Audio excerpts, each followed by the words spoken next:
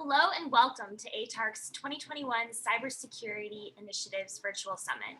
For those who do not know me, my name is Kirsten Patton and I am the Working Group Program Manager here at ATARC.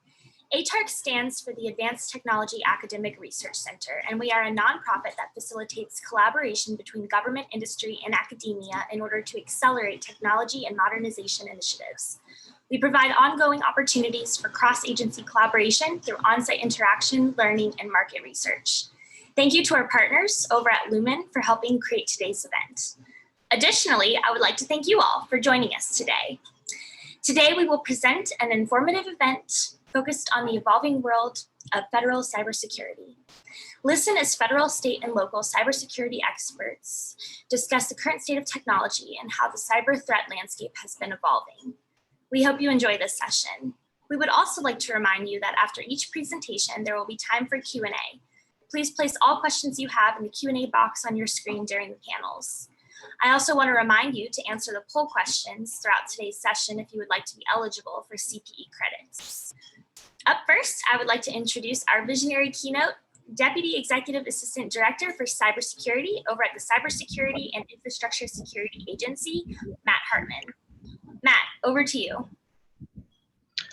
Thank you, Kirsten, and an evolving world of federal cybersecurity it is. I appreciate the kind introduction, and thank you for inviting me to kick off today's important Cybersecurity Innovation Summit. As Kirsten referenced, my name is Matt Hartman. I serve as the Deputy Executive Assistant Director for Cybersecurity here at CISA, or the Cybersecurity and Infrastructure Security Agency within the Department of Homeland Security. Our job at CISA is to lead the national effort to protect and enhance the resilience of the nation's physical and cyber infrastructure. To that end, you can think of us broadly as the nation's risk advisor. What that means day to day is partnering with other government agencies and the private sector to tackle some of the biggest challenges facing both government and industry, from securing the federal civilian IT enterprise to securing our election infrastructure to combating ransomware, to working with the private sector and state and local governments to ensure the security and resilience of our national critical functions. As part of our role in securing our nation's critical infrastructure, enhancing the security and resilience of federal civilian networks has traditionally been and will long remain one of CISA's top operational priorities. And we do this in a number of ways. These ways include provisioning shared cybersecurity services to federal civilian agencies, developing strategic guidance, disseminating operational information necessary for executive branch agencies to be informed of and manage cybersecurity risk, threats, and vulnerabilities to their networks. During our brief time together today, I'd like to dive into how we are working to drive progress on modernization efforts across the government in close coordination with the White House, with our friends at GSA and NIST, and through efficient use of the Technology Modernization Fund and other key efforts. But first, I'd like to take a moment to reflect on the challenges that we are up against. Over the past several years, federal agencies have truly made tremendous progress in strengthening their defenses. Despite our collective efforts, or possibly in part because of our efforts to shore up basic cyber hygiene, cyber intrusions against the federal government networks are increasingly more sophisticated and more brazen. This evolving threat environment is no more evident than the recent cyber campaigns that have occurred over the past several months. We ended 2020 facing one of the most sophisticated supply chain compromises to date, when we were alerted to an ongoing cyber espionage campaign, colloquially referred to as SolarWinds. While SolarWinds received the most press, and reasonably so, it was just the first of 3 campaigns that have required CISA to issue emergency cybersecurity directives in the first half of this fiscal year. While 3 may not seem like a massive number, when compared to the 4 total emergency directives that we have issued over the 5 prior years, this shows an alarming trend. And it's not because CISA is taking a more heavy-handed approach or that our risk calculus has shifted as it comes to the issuance of these directives. It's that we're seeing a ramp up in frequency and complexity to an already concerning cyber landscape that has required CISA to take emergency action with increasing regularity. In addition to the supply chain compromise with regard to SolarWinds, in March, CISA and our interagency partners disclosed previously unknown vulnerabilities in Microsoft Exchange products. Successful exploitation of these vulnerabilities would allow an attacker to gain persistent system access and control of an enterprise network. A month later, in April, we observed active exploitation of vulnerabilities in Pulse Connect Secure products, a widely used remote access solution.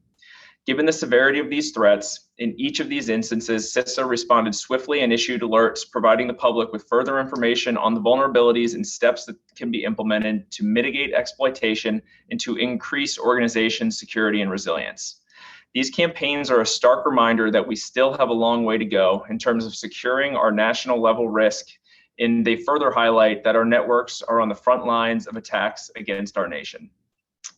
In recognition of this reality, a few weeks ago, President Biden signed an executive order setting out bold changes and signaling significant investment to improve the nation's cybersecurity. As part of the EO, recommendations were identified and actions were established to address a number of priority cyber risk management deficiencies found across our federal networks, and really to accelerate the modernization of the federal IT infrastructure more broadly and quickly. Our overarching goal at CISA is to ensure that every agency maintains an adequate level of cybersecurity commensurate with its own risks and with that of the broader federal enterprise. It's this enterprise mentality that is largely driving a need for greater centralized visibility to improve our collective ability to detect cybersecurity incidents on federal networks. This one is simple. The earlier we detect irregular activity on a federal network, the earlier we can assess the activity, investigate the cause, and share information broadly to minimize the impact, both federally and non-federally. To help support this action of the order, CISA will work with agencies to provide additional detection and response capabilities through our Continuous Diagnostics and Mitigation, or CDM program. We'll also leverage this EO action in conjunction with funds that CISA was provided as part of the American Rescue Plan Act to accelerate the implementation of CISA's persistent hunt capability that was authorized to our agency in the recent National Defense Authorization Act. That is just one piece of this detection puzzle. As was very clear in the early days of the SolarWinds campaign, we also need to remove barriers to information sharing between the government and the private sector. Industry is often uniquely positioned and able to see vulnerabilities or breaches first, which is why it is imperative for us to continue to deepen our operational collaboration with our industry partners. The actions set out in the executive order ensure that IT service providers are able to share information with the government and even requires them to do so in the event of certain breaches. The EO also acknowledges that understanding the anatomy of an incident is critical to determining how to mitigate the impact and how to stop future attacks that could use the same or similar tactics or techniques.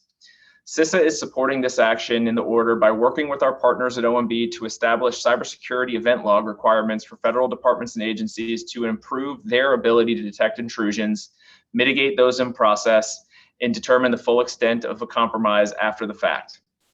Another critical action is to improve how the government responds to cybersecurity incidents, is the establishment of a cyber safety review board, which will review actions related to federal government cybersecurity incidents and provide recommendations for improving cybersecurity and incident response practices. This review board will be an important step forward, since even if we continue to shore up our defenses, we won't be able to defend against all cyber threats. In this light, the EO also calls for the development of a standardized playbook for responding to cyber incidents. While the National Cyber Incident Response Plan describes a national approach to dealing with cyber incidents, the NCIRP is a framework that provides a broad overview of the general responsibilities across all federal agencies, rather than an actionable plan. Being prepared and formalizing a standardized plan for how the U.S. government responds to cyber incidents will continue to improve the speed and efficiency with which we can respond to, recover from, and minimize impact from cybersecurity intrusion campaigns. One of our primary roles at CISA is to serve as the hub for information sharing and incident reporting. We also provide operational technical assistance, including threat information dissemination, vulnerability assessments, and incident response and hunt services. As we have seen time and time again over the last 6 months, this is a critical role. It is becoming increasingly clear that sophisticated actors don't care about the boundaries between individual agencies, networks, and systems. So we need to continue to focus on CISA being the recipient of threat, vulnerability, and incident information. Our understanding of a cyber event or incident allows us to quickly share mitigation recommendations and detection analytics with other agencies and our myriad of non-federal stakeholders. Being prepared and formalizing a standardized plan for how the federal government responds to cyber incidents will continue to improve the speed and efficiency with which we as a nation can respond to and minimize the impact of cyber intrusions. We also acknowledge that cyber incident information sharing and better orchestration of response and recovery activities isn't enough on its own. We also need to continue to raise the bar and make it more difficult and costly for malicious cyber actors to gain access to our networks in the first place. This portion of the order includes moving the federal government to secure cloud services, some of which we will offer from CISA in close coordination with GSA and other partners, as well as taking our collective first steps on the federal zero trust journey. It also mandates the deployment of multi-factor authentication and encryption across the federal enterprise, both in terms of data in transit and data at rest. These modernization efforts will not be easy, they will not always be smooth, and they will not be cheap. But the cost of not doing so is simply too high. To help kickstart the adoption of the new technologies, including the broader adoption of cloud services across the federal government, CISA has released the final versions of the TIC 3.0 core guidance documents. This guidance was developed to assist federal civilian agencies in their transition to more modern architectures and services. In addition to helping other federal agencies in their modernization efforts, CISA is working to modernize our own flagship cyber programs, which we have begun to do and will accelerate in the coming months in response to new authorities provided in this past year's NDAA, as well as through the execution of our American Rescue Plan Act funding. One example of this, as our network perimeter-based intrusion detection system loses efficacy due largely to a greater reliance on encryption, we plan to counter this by moving our focus from the network perimeter to the endpoint or the host by deploying endpoint detection and response capabilities. We also acknowledge that we need to take some important next steps with regard to software insurance and ensuring the integrity of our ICT supply chain. Our long-term goal at CISA is to move to a more proactive posture by stopping these potentially harmful, overtly vulnerable products from being deployed on federal information systems, or more broadly, systems of national importance in the first place. Through the actions laid out in the EO, CISA and our interagency partners will work to establish a baseline cybersecurity standard for development of software sold to the government, including requiring developers to maintain greater visibility into their software and making security data publicly available. Along with our partners at the Federal Trade Commission, CISA will also develop a pilot program to provide guidance and tools to the public on the security of the Internet of Things devices and software development practices. In sum, the pillars of the executive order lay out a bold approach for the urgent evolution needed to move our nation's cybersecurity forward. Before I wrap up my remarks, I would like to make a quick transition to talk briefly about CISA's efforts to streamline cybersecurity services across the federal enterprise. Last year, the White House officially designated CISA as the Quality Service Management Office, or QSMO, for cybersecurity services.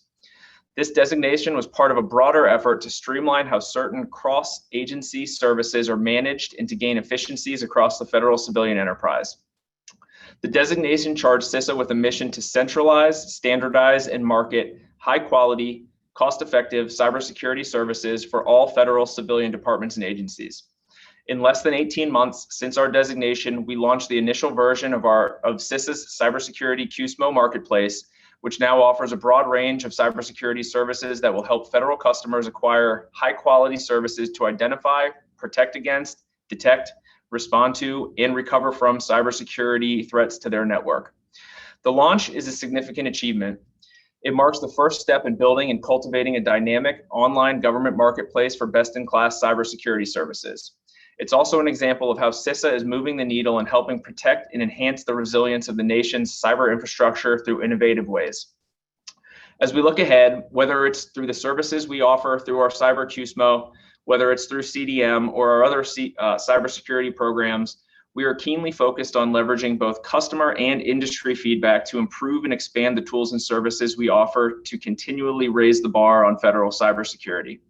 The next critical step in our evolution is to communicate to our stakeholders, all of you, the next generations of our legacy flagship programs, how our Cyber QSMO will integrate with these programs, and how collectively CISA will provide a holistic set of cybersecurity services that offer a full suite of best-in-class capabilities to our stakeholders, as well as increased centralized visibility to our analysts. In order to get where we need to be in terms of federal network security, our country also needs sustained investment in IT modernization and cybersecurity over many years. There is no silver bullet or single technology that will secure our systems. Our approach will require multiple layers of protection, defense, integrated technology, and continued investment from Congress. This is going to be a multi-year, possibly a multi-decade process across the 102 agencies in the federal civilian executive branch to ensure that we have the level of security that American people expect and deserve. We are ready for the challenge ahead, and we deeply appreciate Congress's commitment to find the best path forward for sufficient funding to achieve our shared end goal. This shared end goal is to ensure that our critical infrastructure, which keeps our global community working through thick and thin, is a hard target for those who would seek to disrupt it. And when it is disrupted, that we are able to limit the impact to the functions that we rely upon every day. As we work to achieve this goal, we ask our partners to continue to innovate new solutions, to be advocates for strong cybersecurity, and to continue to partner with us to enhance our collective defense mechanisms. Building a culture of collective defense matters because teamwork is how we will achieve the security and resilient infrastructure that make us all safer.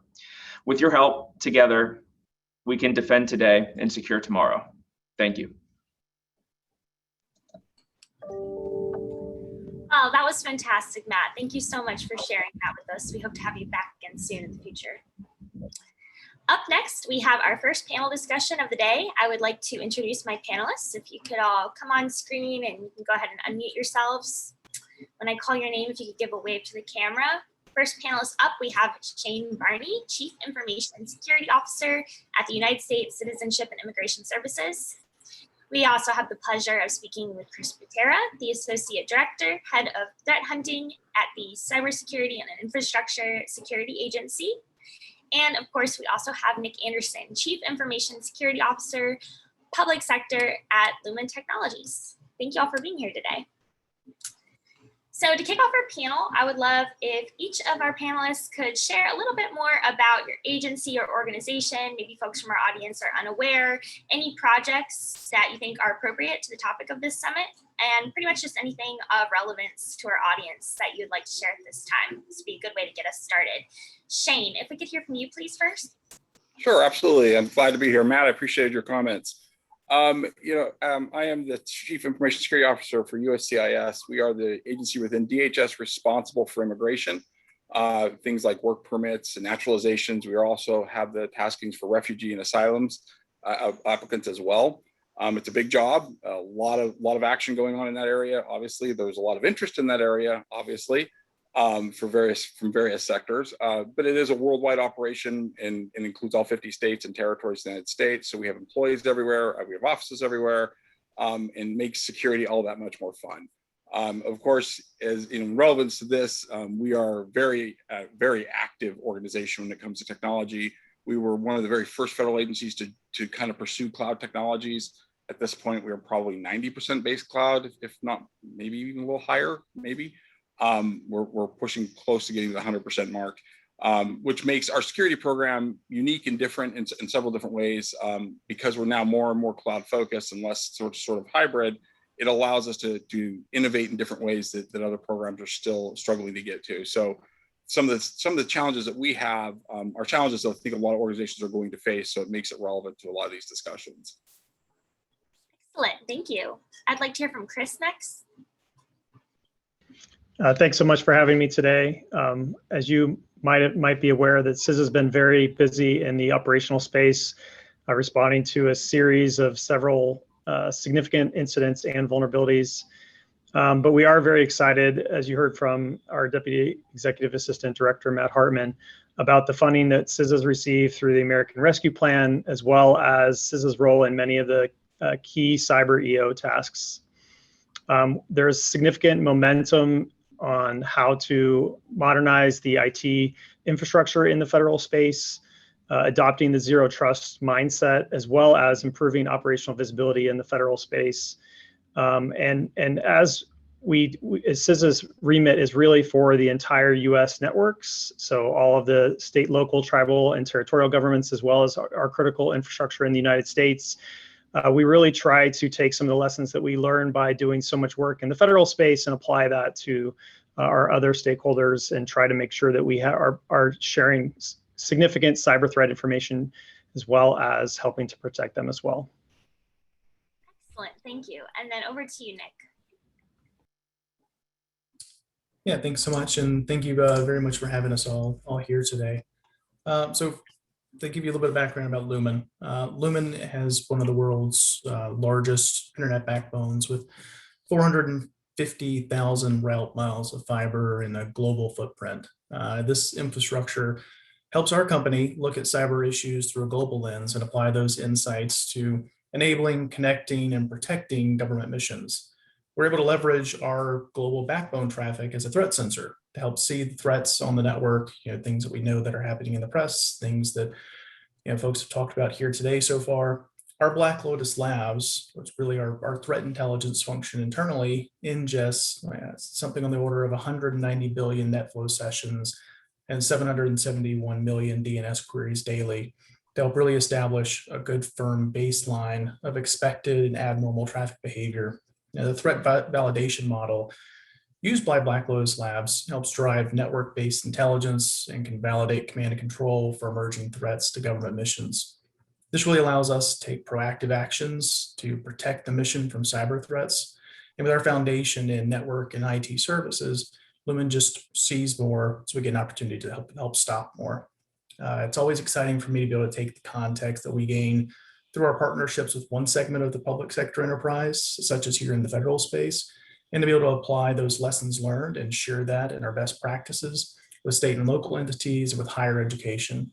And I think we've seen with the slew of cyber incidents just over the last 6 months alone, that it really will take partnerships in this broader sense to help bring about the kind of change that I think we're all seeking.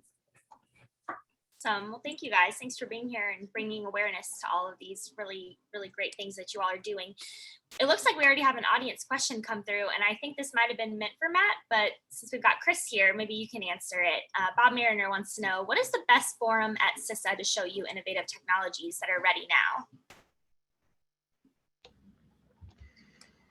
So I think that CISA has a lot of opportunities to vendors to provide demonstrations of their technologies. We have a business opportunities process that vendors can approach us and demonstrate some of these technologies. We also put out quite a bit of information through our industry days and hope that people will attend those and kind of understand what the key things that CISA is looking for to both provide through some of our CDM programs, but also through some of our other capability offerings that we have. Thank you. So we're going to go ahead and put up our first poll question of the day, knock this one out. And as a reminder for you folks at home, you have the option to ask questions to our panelists like someone just did, and also answer these poll questions for your CPE credits. So first poll up, what has been your security challenge over the past year? And for those at home, if you're not at your screen, the options are securely connecting to remote employees, meeting security compliance guidelines, securing access to citizen applications, managing security risk with little resources, or easily procuring a compliant solution. So go ahead and respond to that one, and we'll ensure that you receive your CPE credits for today. Alyssa, you can pop up the results once you get a chance. Oh, there we go. All right, looks like managing security risk with little resources is the bigger one, but there's some answers all across the board.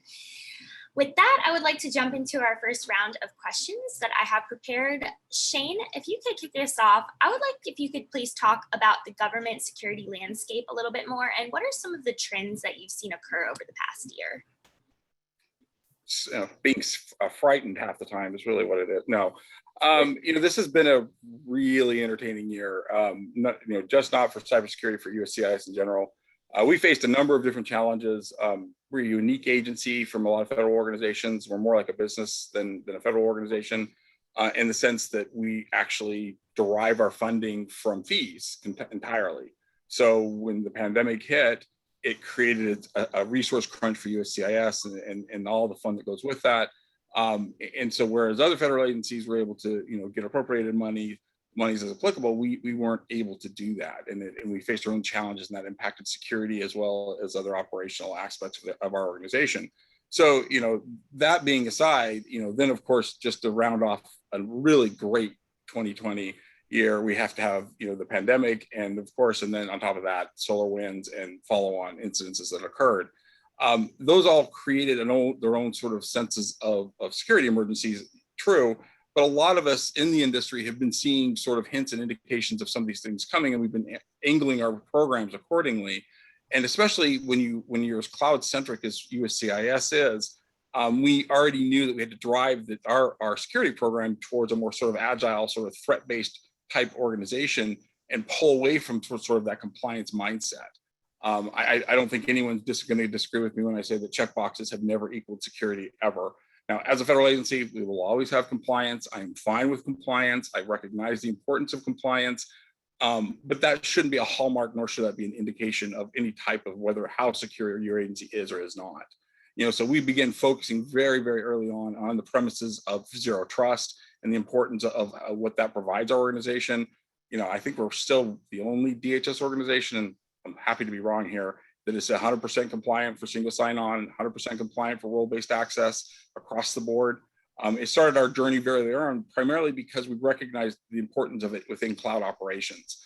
The ability to move at the speed of cloud, as they often say, both in terms of scale and scope, means your security program has to match it as well. And so that meant we had to have a very proactive, risk-based organization, and really get out of that mindset of compliance and been focusing in on what active threats we had to pursue. And that meant driving towards the data. Sort of, you've heard of data-driven security before. This is more behavioral based. This is looking for non-normal. It's using threat hunting capabilities that organizations have, but extending those threat hunting capabilities, not just to unique specialized teams within your SOC, but across your security enterprise. So it starts with your ISOs, it starts with your system operators, and teaching them techniques and giving them the ability and tool sets to do threat hunting at all levels. And that's been critical for us.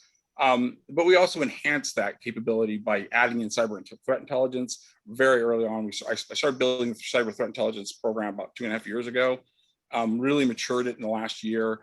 We have a team of about 8 people that actually manage that program now for me.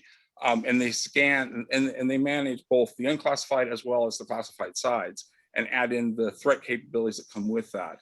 And we've seen such benefits coming out of the SolarWinds incident from that. In terms of sharing, as well as access to additional information that we could provide, as well as what that was provided to us.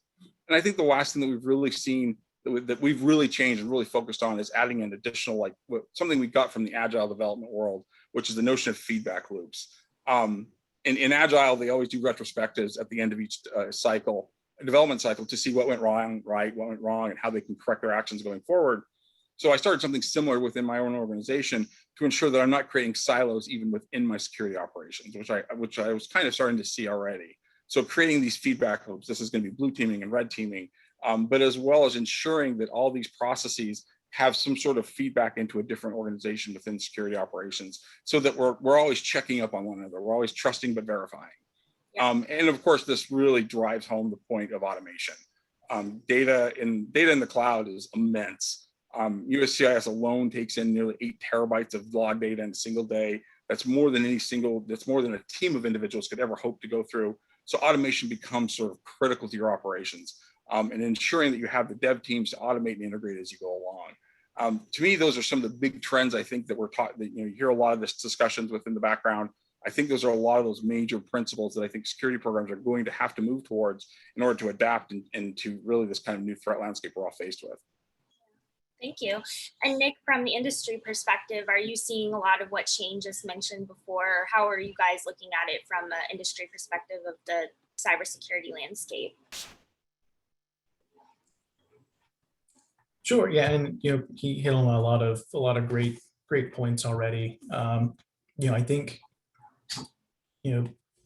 over the course of the last year, when we started thinking about the security landscape, obviously we've had lots of different challenges to deal with, but really it's presented a great opportunity to innovate.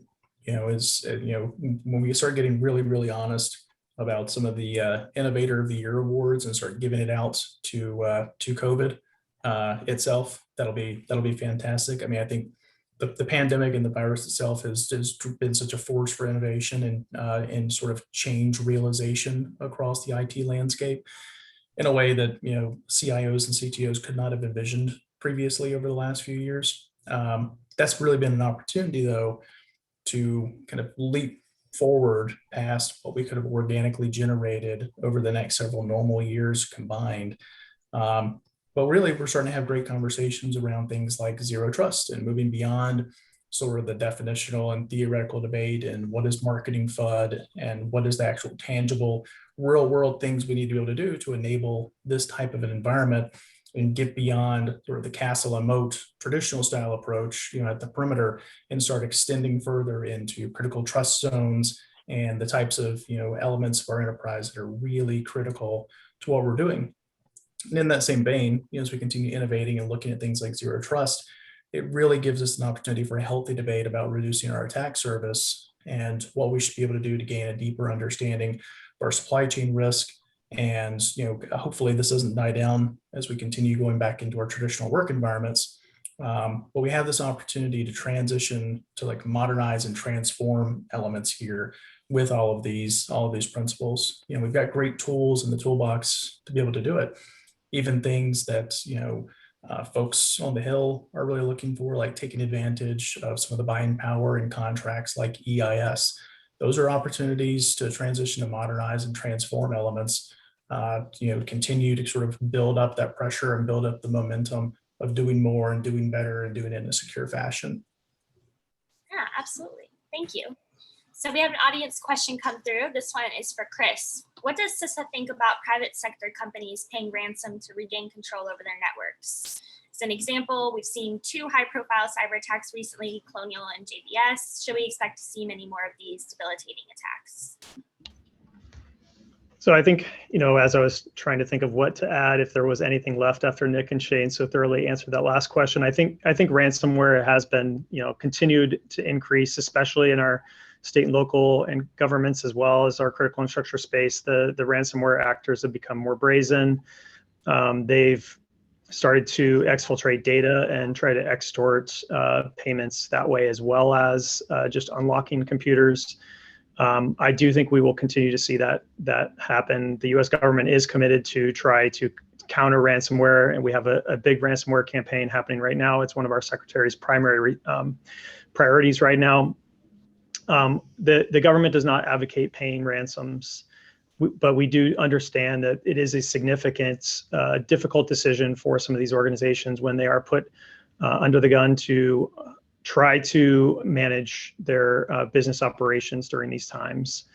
What we try to advocate is for all organizations to try to take a more resilience-based approach towards cyber incidents, so that there is an understanding that you won't be able to prevent every cyber incident, but if you can contain that cyber incident from spreading to your entire enterprise, and so that recovery can be much quicker in these cases, as well as being able to have a plan to operate without your IT enterprise being intact if possible. So switching to manual processes and exercising some of those manual processes at a regular basis.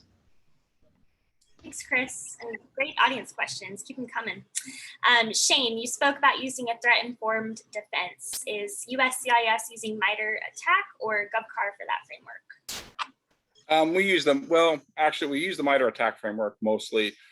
We've integrated a lot of the framework into some of our automation capabilities on the SOAR side. So a lot of our stock automation capabilities, we use it at that level. But we try to think, you know, it is a really, especially in the MITRE ATT&CK framework, we find handy because so many of the other agencies have adopted it as well. So it gives us a common framework or a common language to discuss attack framework, or to attack various stages of the attack. But you know, I'm always, one of the things I've tried to instill in my, you know, one of the things, if you deal with an organization that's heavy set in cloud and an agile development like USCIS, one of the things you find is this level of innovation that'll make you mad. It seems like the development teams are always looking for the latest and greatest things to throw into their enterprise, into your enterprise, FedRAMP or not, or, you know, they don't care who made it, they don't care who manufactures the base end of it. It's just a really cool shiny object they want to incorporate. There is as much as that makes me crazy, one of the things that has forced me to recognize is the importance to continually innovate within the security program. So when I get questions like this, I often will take it back and say, okay, guys, have we looked at these other frameworks? Have we just considered this? The need to continually innovate within security is so critical. We have a really bad tendency to sort of like, oh, okay, we're good. We've deployed something. It's a great tool. We're going to stick with it for the next 25 years, and it's going to work wonders. That's not the threat landscape we operate in any longer. The attack framework works for us today. Would we stick with it over the long term? I don't know. I will say that we're under a constant level of evaluation. My team dreads quarterly reviews with me because they know the first thing I'm going to start doing is changing things up. I purposely make changes in the organization, both structurally as well as functionally, to force them to reevaluate where we're at as an organization. And the attack framework is no different. Great, thank you.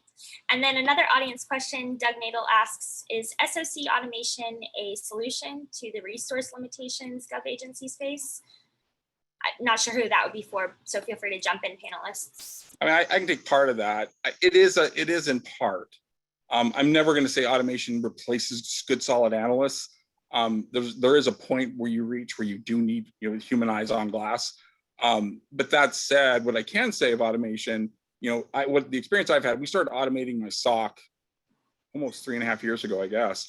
And if you think about your SOC in terms of tiers, tier 1, tier 2, tier 3, tier 1s were usually your glass peepers. They were the people who just stared at screens all day and waited for something to go, oh, look, it's an alert. I better do something. That drove me absolutely mad. So one of the things we did is we automated them out of existence. Now, when we find things that we're going to alert on, that we alert on via automation, oftentimes we can respond via automation, and we limit the amount of information that has to be inputted manually to the point possible.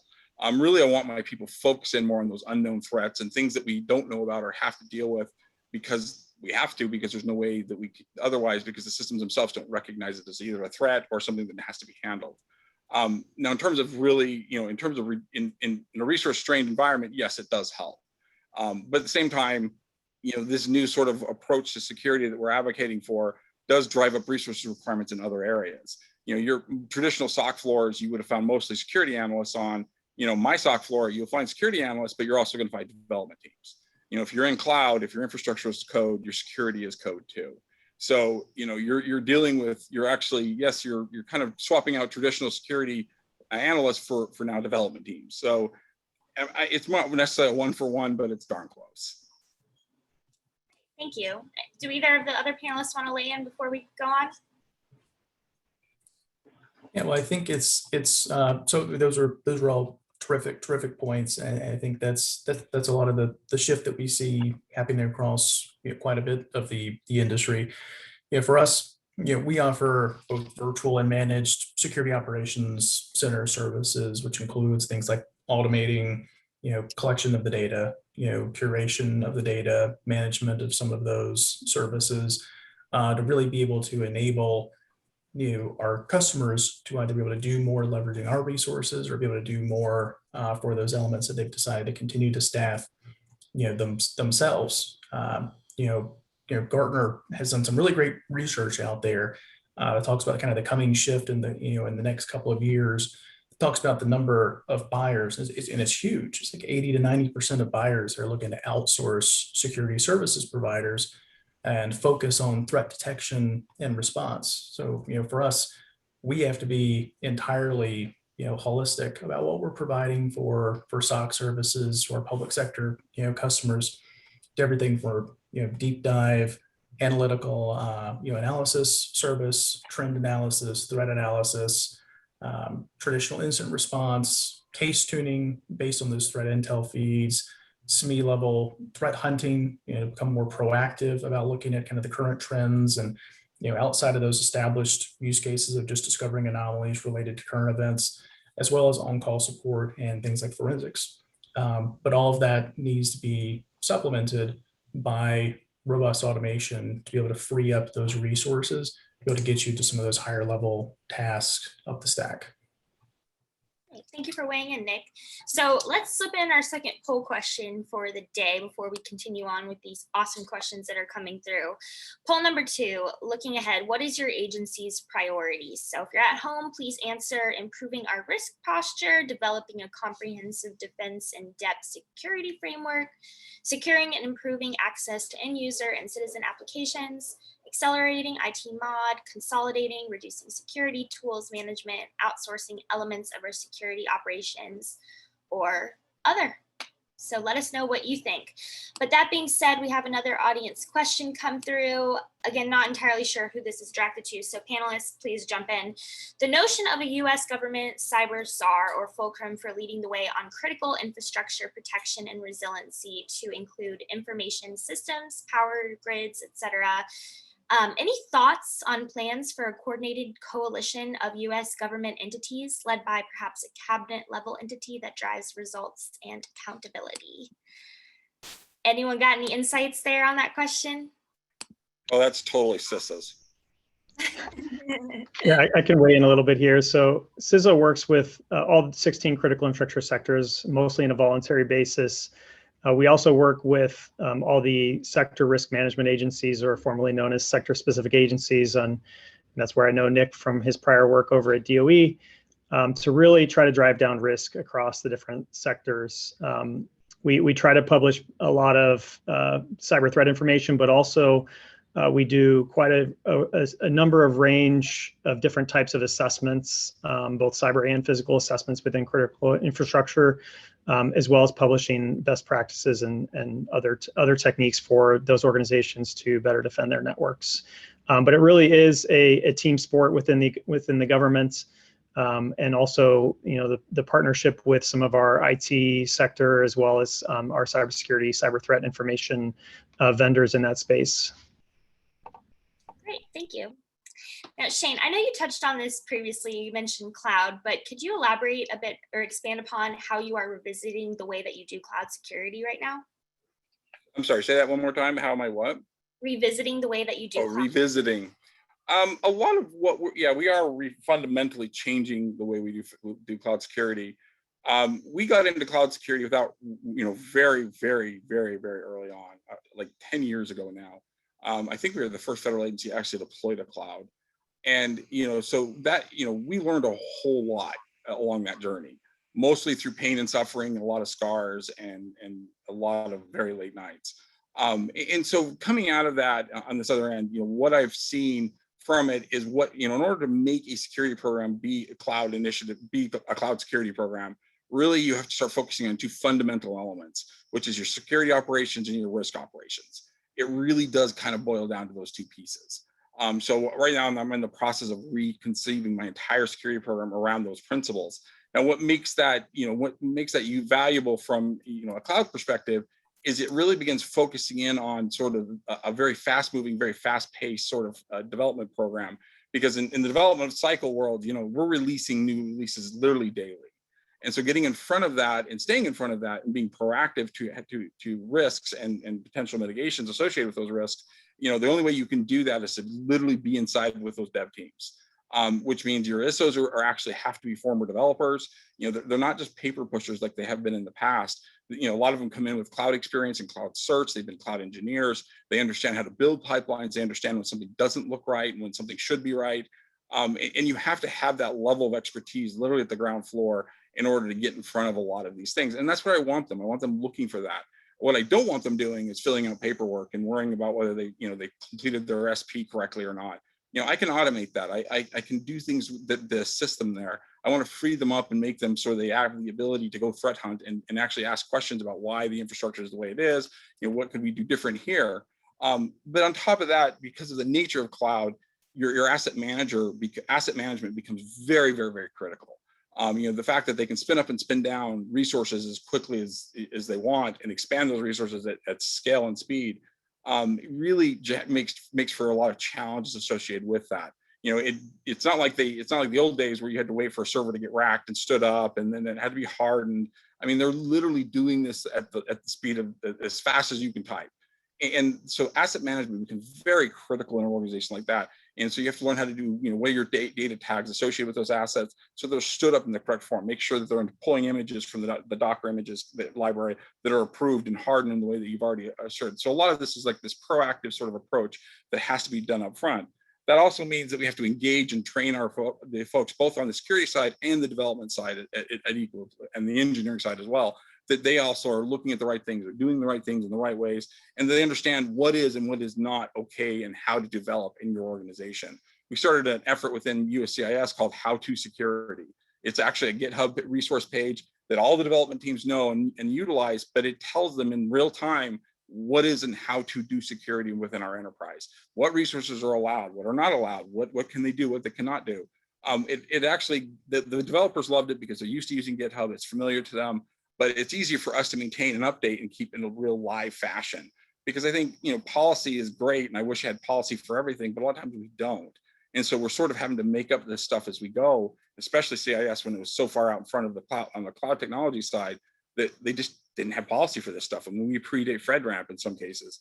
And so, we really had to come up with a lot of these principles and processes ourselves, and then provide a central repository for them to use and access to do that. Of course, vulnerability management, all these things are just as important, as well as good architecture and good configuration settings up front. One of the things we're doing right now is we're building a fundamental kind of what I call tier 0, which is where we build in all of our security platforms, all of our engineering principles, all of our configuration settings at a very deep level, below the level of inheritance, so that as that inherits up, that's the environment that the dev teams could deploy into. So they'll already have all of your NIST controls are already handled, well, not all, most, all but about 30 or so controls. But what that's going to do is not only enable the famed sort of elusive and nirvana state of an ATO in a day. More importantly, what it does is it allows us to focus in on the key risks that we're most worried about, or especially the unknowns. Again, it goes back to these threat hunting principles. So in terms of cloud security, that's the game. That's how it's played. And you either have to sort of get on board, or you're going to get run over. And I've been run over enough times. I don't want to do it anymore. Great. And Nick, you mentioned zero trust earlier, but I was wondering if you could expand upon how your organization is looking at reshaping, refocusing your zero trust approach. If you could, maybe talk a little bit about executive order elements in cybersecurity, as well as obviously ransomware. Sure. So I mean, it was great to be able to see so many call outs in the executive order for zero trust, and to see some of the specifics that are starting to play out in there. Things that we've been talking about for a while. I mean, that executive order, I mean, that was hefty. That was like 18 to 20 pages of things that we're going to be taking on, and a lot of them are really great initiatives. Building off of software bill of materials and the work that NTIA and Alan's been doing over there, the zero trust work, the EDR work that I think Chris and Matt mentioned earlier. There's so much to take apart there. So we're really looking at zero trust in particular as an opportunity, like I mentioned earlier, just to continue innovating in this space. There are so many different technologies, and at a macro level, modernizing the network and our approach to the network is the foundation for modernizing security. It's very important for federal agencies to leverage things like the new TIC 3.0 guidance, and their security in general needs to keep pace with or try to stay ahead of the adversary. We have to be able to plan in such a way where we're assuming compromise going forward. Whether it's a supply chain compromise, like we've seen in the last couple of months, or it's a traditional breach, or it's one where there's an exploitation of a human factor, we have to assume that there's going to be a compromise in some way. Now, you mentioned ransomware. That in particular is something that we've focused some of our attention on as part of our an extension of our professional security services offering. We have a ransomware assessment program. So that allows customers to sort of assess their security posture, hopefully minimize the likelihood of a ransomware style breach, and improve their resiliency and the negative impacts in the event of an attack. Because at some point, whether it's ransomware or not, we're going to find ourselves victim of some sort of incident in the near future. So with these ransomware assessments in particular, it includes things like, black, white, or gray box scanning, getting our consultants in there to advise on technical measures to reduce risk, evaluating their security controls, getting into visibility and reporting, providing visual reporting and dashboards, kind of, provide another representation of where some of the best practice areas that people can continue to focus their efforts, given a gap analysis and a tailored roadmap to reduce the risk of ransomware, and helping to evaluate and refine a risk management program for some ongoing remediation management, and hoping to conduct incident response tabletop exercises and recommendations for improvement overall. But whether we're talking about ransomware or whether we're talking about zero trust, at the end of the day, this is really about security as a methodology and security as an approach, and the philosophy that we have as organizations, and putting our money where our mouth is to invest in the right areas and to invest in our people to free them up to make the tough decisions that are going to support innovation while at the same time as securing our infrastructure. Zero trust, ransomware assessments of protection, all of the above. It's not a product. It's not a box you buy. It's not a box you check, somewhere to say, yep, I'm compliant. I bought a zero trust widget. These are methodologies and their approaches, and it's going to take a long time to kind of continuously refine our approach and our strategy and our way forward. It's not just as simple as saying, well, I went and bought widget X from vendor Y. Now I've got zero trust. Thank you so much. So Chris, what are some strategies to align agency cyber and securing enabling technology infrastructure? And why is this so important to the transition of remote and hybrid work environments as we're going and coming to the end of this pandemic? So I think for a lot of organizations, the pandemic made them shift from a light telework to a maximum telework organization almost overnight, which was pretty incredible for a lot of these IT organizations to be able to make that shift. I think we underscore a little bit how great of a shift that was for a lot of these organizations, and try to do that in a secure manner, while our cyber adversaries didn't let up really on their targeting of our infrastructure and the utilization of both zero-day vulnerabilities and also known CVEs in some of our network infrastructure devices that are remotely accessible for the purpose of our users to come into the environment. I think we've seen some considerable movement in some of the tooling that Nick talked about to kind of assist with the zero trust principles. We talked about security orchestration and automation tools. We've talked a little bit about EDR, and I think just more in general, the different detection tools, whether they're the cloud native detection tools or some of the host detection tools, as well as a lot of advances in network traffic. And I think we don't want to underscore the importance of network inspection at different points, even though we are moving away from a perimeter approach. And then finally, I think the other big piece is some of the innovation we've seen in the identity management workspace. And I think that's one of the most important principles that some of our organizations need to kind of improve the most in to adopt the zero trust mindset. And I think we saw that a lot in some of the more recent significant cyber incidents, in that the adversaries continue to go after the identity privileged users and use that to really compromise the entire environment. And the more that we can improve that area, I think will really help to shore up some of our defenses. And Shane, along the same lines, in what ways have innovative technology solutions helped the federal workforce make this transition to remote and hybrid work environment from your perspective? Oh yeah, the innovation tool sets, and especially we focus heavily here on identity, and I think that's important. We made the transition, obviously, as most did.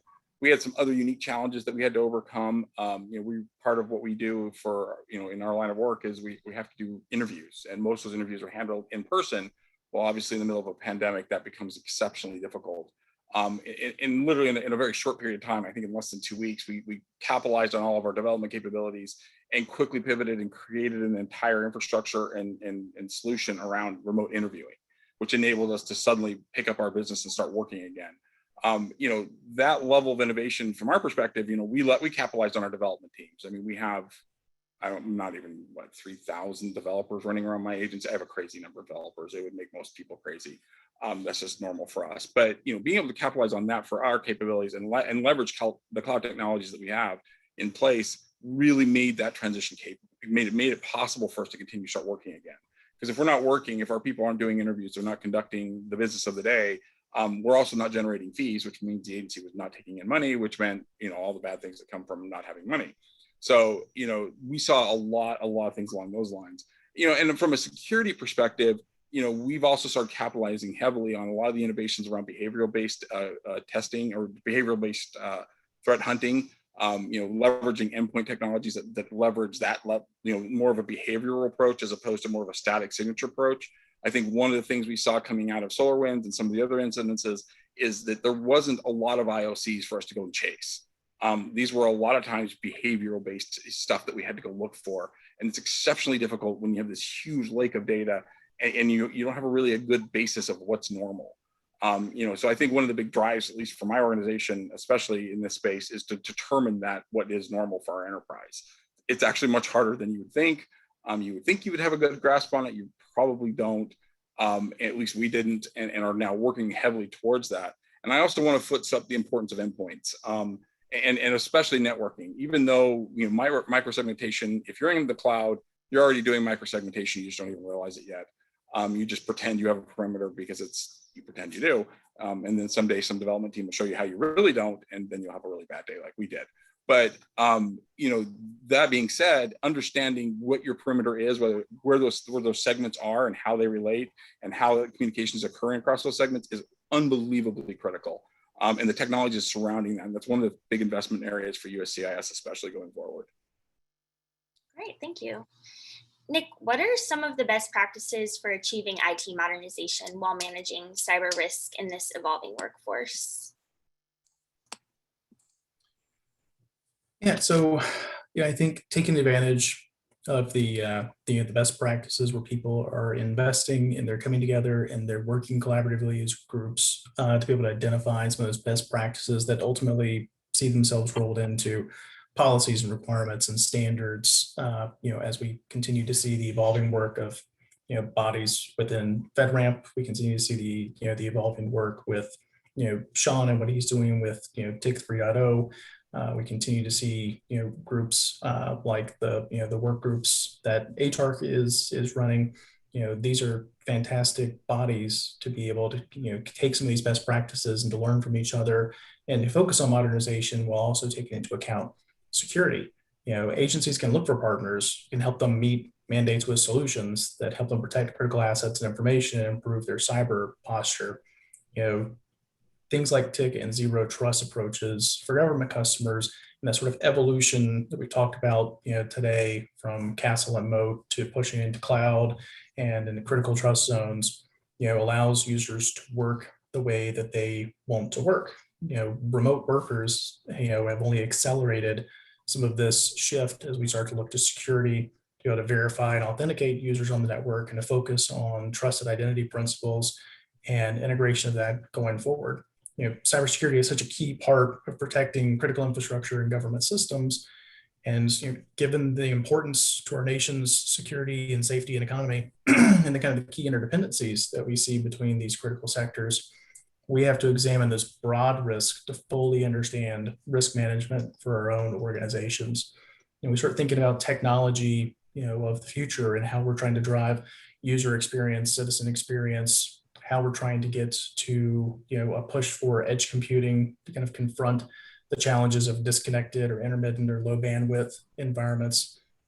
We have to consider, not just the traditional use cases, but we have to, look for platforms that can support data intensive, latency sensitive requirements at the edge and are backed up by intelligent and automated cyber threat detection with the built-in security to safeguard government data and government applications. The cyber threat's just not going to go away. It's going to continue to evolve. Threat actors are going to continue to learn. They're going to continue to push us to, detect, predict, and respond where it's really going to make a difference. So really kind of gets down into, the collaborative ecosystem of working together across, Fed, state, local, industry to be able to take advantage of advances in this environment. Thank you. So we're going to take a audience question next. Let's see, with regards to malware and attacks such as the SolarWinds, what sort of response would you advocate to decision makers? Would you focus more on the defensive with the goal of making it low success for an adversary, or would you like to see a more offensive response, which might deter future attacks due to the cost that it could incur? Any thoughts on this from our panelists? I think definitely Sis's answer. I was going to wait for Nick to jump in on this, but I mean, CIS's approach is really focused on helping to secure networks and to build more resilient networks. So we are going to try to take every lesson that we learn from the adversary's success in meeting some of their objectives in some of the recent campaigns and try to apply them to build more secure networks. That being said, we take everything as a whole of government approach to make sure that we are taking into account policy and other different avenues to try to raise the cost of doing business for our adversaries. That is really the whole of government approach, is to try to make sure that we are making it as difficult as possible and we are increasing the cost for our adversaries. I think, Chris, when we look at some of the things that were maybe Solarium recommendations that are starting to finally see their way into implementation, whether it's the Joint Cyber Planning Office for coordinating a lot of those defensive campaigns and actions, as that's starting to come forward into CISA. We've got a nomination for an NCD now for a national cyber director. We really have the pieces and parts all starting to come together to look at this across the board, to pull all of the different levers across government to be able to take advantage of some of these things. I mean, back in 2019, with the Worldwide Threat Assessment released at the beginning of that year, that highlighted 2 years ago that China and Russia already possess the ability to disrupt critical infrastructure in the United States, and that our adversaries were continuing to map out critical assets with the goal of gaining the ability to cause substantial damages and pre-positioning. This isn't a threat that's going away. We have to assume compromise and look at kind of those consequence-informed cyber engineering principles that are going to allow us to focus on protection of our most critical assets, protection of our most critical functions, and engineering out risk as significantly as possible. So I got to chime in here, for both these gentlemen. I couldn't agree more. I mean, our focus within my organization, under our new sort of approach to security is, we aim to be an organization that can detect a 0-day and one that requires one that maintains the cyber hygiene to require it. In other words, if you're going to come after my organization, I'm going to make it very, very costly for you to do so. And I think from my perspective, and at least my level within the federal government, I think that's an appropriate response and approach. In terms of whether we should be more offensive, maybe I do agree there should be elements of the federal government that should be more offensive. It definitely should not be me. My focus should be ending dwell time, focusing on risk-based management and proactive security and threat hunting, and ensuring that if they do manage to get in, or they get in through another means, meaning one of our external partners or a third party, that I know about it as quickly as possible, and I end their existence on my enterprise as quickly as humanly possible. But in terms of focusing more on the offensive, it's just not the role I think my federal agency should be playing. All right, thank you guys. So let's pop up the last poll question before I forget and we run out of time. But the last poll question is, what technology area will your agency place as a priority / allocate the most dollars towards? And I don't see it up yet. Alyssa, could you please pop that one up? There we go.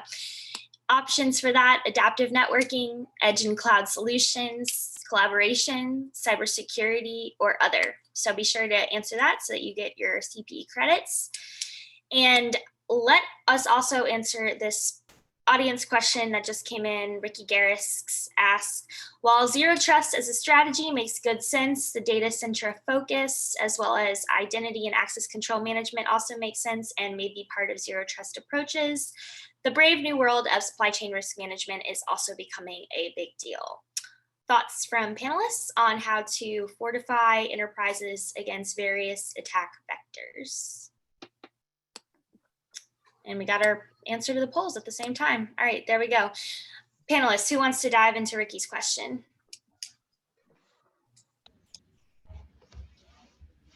Chris has got it.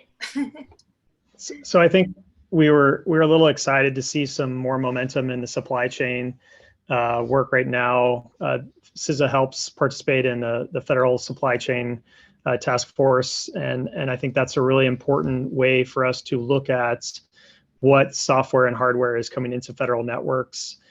We also, I think someone touched on some of the software bill of materials work that Commerce has been leading for a while, and that we're collaborating with them in on that space. And I think that that there is significant work to do in this space, and it is one of the more difficult problems to solve, but there's significant momentum there that CISA is participating in. We're happy to see that going forward. I will say that for most organizations, software supply chain risks are pretty high up on the maturity level and totem pole for them to worry about. And so make sure that you're covering down on much more of the cyber hygiene basics before you have to worry on something as significant as a threat as software supply chain. I think that we saw in the SolarWinds attack, for example, while many organizations might have had the backdoor come into their organization, the threat actor really chose to limit the organizations that they targeted using that software supply chain attack. So again, the federal government has renewed momentum in addressing this. There's some work in the cyber EO as well, and we're excited to be taking part of that important work, as well as with a lot of our industry collaboration in this space. Great. Any of our other panelists want to weigh in on that one before we continue? Yeah, well, I think, and Chris made a lot of really great points here. You have to take a comprehensive approach to build a resilient cyber framework. Security has to be designed in from the beginning. It has to be part of that core investment. As you start looking at a lot of these technology and services initiatives that are kicking off, it has to be built in. It has to be a budgeted item. It has to be supported, not just bolted on after the fact. And when we start looking at our defense in depth and our layers of protection, establishing a security strategy that's not just about a silver bullet, but it's about a holistic approach is really where you have to focus your attention. In the future, I think you're going to start to see things like zero trust and SD-WAN, coming together a lot more.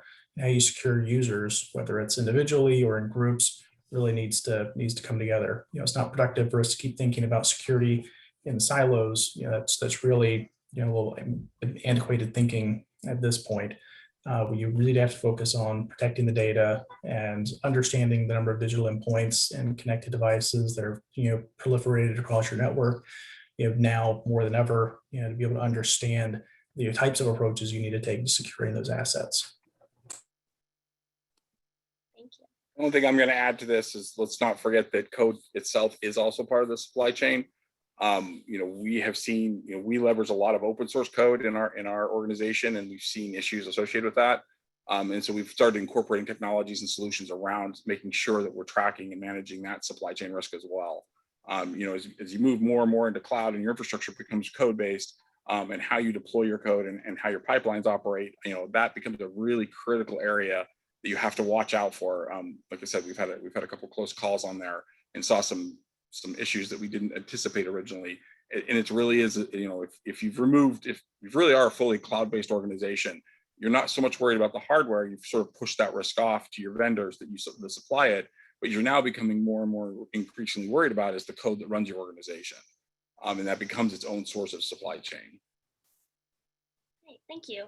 Well, guys, we are running up against time, and I want to make sure that there's adequate time for responses on everything that you want to leave our audience with. So, if there's resources, books, quotes, words to inspire, whatever it may be, what do you want our audience to take away from this conversation? And if there's anywhere you want them to direct them towards, that would be the time to announce it. So if we could begin with Chris, final thoughts? Just thank you everyone for participating in the panel and for having me here to talk to everyone. For any information, cyber threat information, best practices, all that, you can find that on CISA.gov's website. We have a wealth of resources there that we hope people will take advantage of. I think the kind of takeaway that I'd like to leave everyone with is cybersecurity is really a risk management approach for every organization. there's different levels of maturity, and every organization needs to kind of take baby steps along that path, have some self-reflection on where they are in that journey, and make sure that they have continued forward momentum on continuing to increase their cybersecurity in their organization. It is a marathon. It is a continuous marathon. There's not really an end to this marathon. So really CIS is here to help you along this, and to try to hold hands with organizations when they need it, to assess the resilience of some of the controls and other things that they put in place, as well as to really aid with detection, response, and sharing cyber threat information in this space. And cybersecurity is a team sport, and we really look to our other federal agencies in this space to help us, as well as a lot of our industry partners. Fantastic, thank you. Shane, over to you. I think the final thing I would leave everyone with is the security, especially in this day and age, has to be an enabler of digital transformation. It cannot be a blocker. It can't be the no shop. And so you really have to become a mission enabler and a resource to the mission. And that expands outside the IT boundaries. So you have to really plug in with the business side. You have to make sure they understand the reasoning behind why things are done or how they're done. But at the same time, helping the mission understand that the security posture of your organization is ultimately its brand. It's how others are going to come to see you and understand you, especially in this day and age. I mean, you've seen the press lately, these organizations that come under attack, sometimes by their own fault, sometimes not. It really does come to represent those organizations. And I don't think any organization wants that level of attention. That's not the kind of press that's good press. So, that's kind of a final thought I would leave with everyone. But thanks for this opportunity. I really appreciated it. Absolutely. Thank you. That was great. And Nick, we'd love to hear from you too. Yeah, thanks so much. Thanks for putting this event on. Thank you very much for having us here today, and allowing me to join such great panelists in this conversation. So I think some of the final thoughts I'd leave everybody with is really cybersecurity and the approach that we see today is all about partnerships. That's some of the great opportunities that we have today. It's really about working with each other, lifting each other up, and looking for those opportunities to continue to advance the mission. I would encourage everybody here within the public sector space, in particular, look at your mandates and look at the things that you have opportunities for as digital innovation drivers, and look for ways to make sure that you're including and incorporating cybersecurity into those approaches. I mentioned it earlier, an example of like EIS. Those are opportunities for you to look beyond the traditional approach that you would have for network infrastructure, and really think holistically about transforming your enterprise and beginning to really build a strong security portfolio of offerings that's going to help enable some of the strategic initiatives going into the future. And I also say, check out some of the resources that we have, publicly available, and through individual outreach to Lumen and to our stakeholders. I'm here as a resource. It's available to anyone here within public sector that would like to explore a little bit further, about how to chart out their cybersecurity journey. But we have lots of free resources that we put out, in particular through our Black Lotus Labs. We've got some great information out there now about some of the reemergence we're seeing with ransom-based DDoS attacks, and tracking UDP reflectors, I think, was one of our recent ones that we just put out for some of the activity that we're seeing and kind of the broader threat landscape. So we have wonderful resources that are available, and we're standing by and ready to assist. Fantastic. Well, thank you guys so much. Excellent audience questions and answers from our panelists. We really appreciate you guys taking the time to be here today. So hopefully we'll do it again soon. Next, I want to bring on our next panel. So we're going to be having a panel now focused on state and local government. And I would like to introduce our moderator for this panel, who is Dan Lorman. Dan is the Chief Security Officer and Chief Strategist for Security Mentor Incorporated. Dan, over to you. Thank you so much, Kirsten. It's great to be with everyone this afternoon. Hope you're doing well. Coming at you from Michigan, and hope wherever you're at, you're having a great weather like we're having here. I'm really excited about this panel, Innovating Cybersecurity Within State and Local Government. And I guess our panelists, please, if you could turn on your cameras, and we're going to introduce each of them in a moment. I just want to introduce myself to those who don't know me. I am the former CSO for the state of Michigan and the current CSO and Chief Strategist with Security Mentor. We're a security awareness training company, but my background in cybersecurity is back to over 30 years in the industry, starting at the National Security Agency in Washington. And I was in England with Lockheed and Mantech in the 90s, and did a lot of work with US and UK intelligence.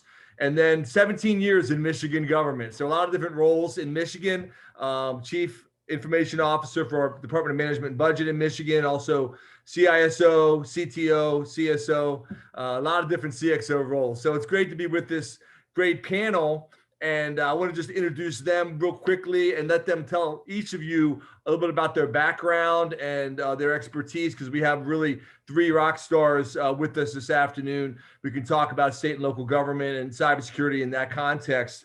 Let's start with Mark DeHaas, who's the Director of Information Security and Development of Threat Research at Lumen. Mark, welcome. Why don't you just tell us a little bit about your background and your role at Lumen? Yeah, hi. Thanks for the introduction.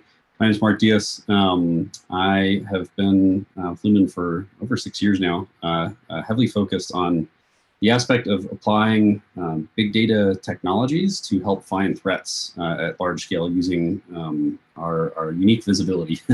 We are, as Lumen as an ISP, ranked from at least Kata's view, #1 from an ASN in terms of interconnectivity. And so we have an awful lot of information, insight into things happening on the internet through that connectivity. That allows us to help track bad actors and take actions to mitigate them as best as we can. So that's been a huge area of my focus. I lead part of the team that's responsible for some of the research that Nick just mentioned in the panel before, actually, in terms of Black Lotus Labs. That recent blog was definitely a fun one that we put together. It was quite interesting. It's, in my opinion, a good read, but I'm probably biased. I also help lead some functions in the organization around the intersection of this unique capabilities to finding threats in terms of how we inform customers about them. So it can certainly dive into a bit more of that. But cybersecurity is my passion, and I just I enjoy the aspects of my job that can help make the internet safer for folks. So. Great to have you, Mark. Thanks so much. I'd like to introduce Adam Ford, who is the CISO for the state of Illinois. And Adam, I've known Adam for a while. Great leader in the industry as far as certainly working with MSISAC, working with a lot of different states, a lot of thought leadership, done a lot of pieces together. So Adam, welcome. Tell us about your role in Illinois and just a little bit about your background. Sure, thank you, kind words. Indeed, Adam Ford, I'm the Chief Information Security Officer for the state of Illinois. I work specifically for the Department of Innovation and Technology. We are a 3-year-old agency, or 3 years old next month, agency which combines the IT functions of 63 agencies, boards, and commissions under the governor of Illinois, and consolidates cybersecurity as well as other IT functions. I've been in this role for about 2.5 years. I've been with the state for over 20 years now at this point. And started out in the networking data center infrastructure side. So I come to security from that infrastructure side. Some people come from development, some people come from risk. You know, a large part of the things that I deal with on a daily basis are the early steps of integration of these various agencies, boards, and commissions. I also have the great pleasure to oversee our state's election cyber navigator program, which is a partnership between us and several other state boards and local election authorities. So we really ramped up prior to the 2020 elections. And I had the distinct pleasure also of serving for 6 months as the acting chief data officer. I just came off of that stint as well, which was very interesting to play kind of both roles. The new data officer felt like there needed to be kind of that push-pull from both sides. And I found it wonderfully insightful to start to see things from both sides. I see so much value in discovering data, both for an analysis and from a security perspective. So yeah, pleasure to be here. Thank you. Adam, it's great having you. I know we're gonna have a great discussion. Really looking forward to the next hour. And last but certainly not least is the one and only great Vinod Brahmapuram. I always kind of have a hard time with your last name, but Vinod is the one and only. He's been CISO, really been a leader in multiple states, He's in the state of Washington now as a CISO, was in South Carolina, was in New Hampshire, I believe. Is that right, Vinod? That is correct, yeah. And so tell us about your background and your role in Washington State. Absolutely, absolutely. Good afternoon, everyone. Great to be here with you all. And yes, as Dan just mentioned, certainly as I am a public servant in heart, I guess, because I spent a lot of time in public sector. And for background, I started my career more as a programmer and then moved on in different roles. First, I started my career more working for a startup company, and then I went into public sector.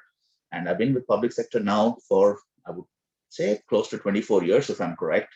And spent a big part of that career in New Hampshire in very many different roles. I'm always a technologist in my heart, certainly transitioned into cybersecurity, and been in that role as well for quite some time. In fact, when I left New Hampshire, I was the CISO for the largest state agency there in New Hampshire, then served as the deputy CISO for the state of South Carolina before I made my way to Washington. And so since I checked off 3 states in the list, I have 47 more to go. Hopefully I make my way around 47 states. So, I mean, let me know when you're going to change careers there, Adam Ford, and I might make my way to Illinois. So, well, in the COVID virtual environment, it's probably a lot easier to do that than actually having to move times. But it's great to have you. Let's start with you, Vinod. I mean, look at the last year, COVID, hopefully we're coming out of it now. Hopefully this is going to be the summer where we're coming out of COVID and everything kind of quote unquote gets back to normal. But tell us, what are some of the trends you've seen in cybersecurity in your government and really around the country? But, what are some of the highlights of the last year, kind of the good, bad, and ugly from, kind of since maybe March of 2020? What are your thoughts? Absolutely. What we saw, I'm sure probably most of the folks were seeing the same thing. When we talk about trends, I'm sure we all notice this.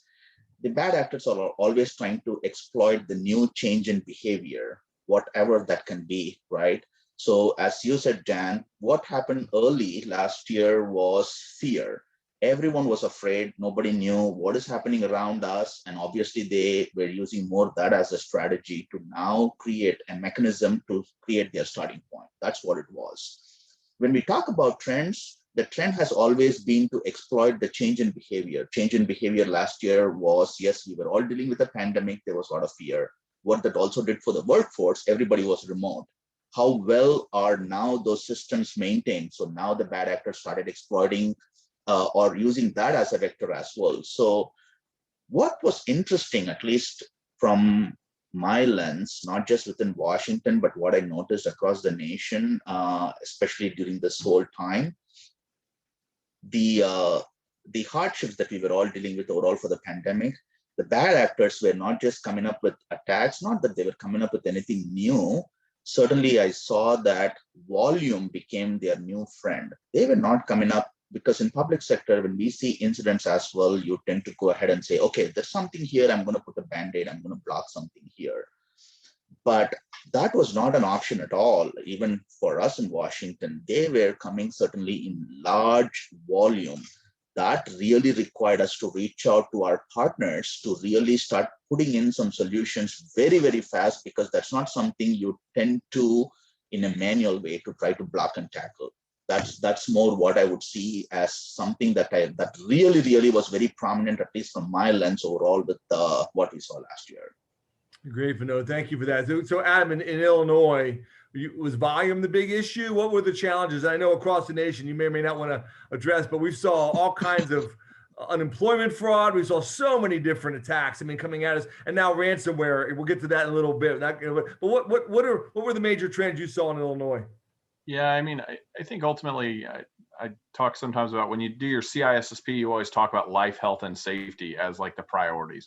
And I really think in March of last year, that put all of us in the security space and in the IT space. We were upside down. We never had considered life, health, and safety getting out of offices in the same way. So I think, we started, from a sprint here in Illinois and in every other state in terms of getting people away from each other and enabling that remote connectivity. And then it has, as Vinod mentioned, it's been, and you mentioned as well, it's been this constant, it feels like a constant escalation in attacks against government over the last year. We certainly has seen our share of alternating methods. The attackers are getting increasingly more sophisticated, increasingly more bold, and the challenges I think that state and local governments are facing, if the situation was dire a year and a half ago, I think that it just continues to escalate. And I heard on the previous panel someone mentioned this is a marathon, and while I do feel like this is a marathon, it's also like a series of sprints. Like every mile you run, half the mile, and then you go along at a slow pace. And so we certainly have had to be adaptable. There's been some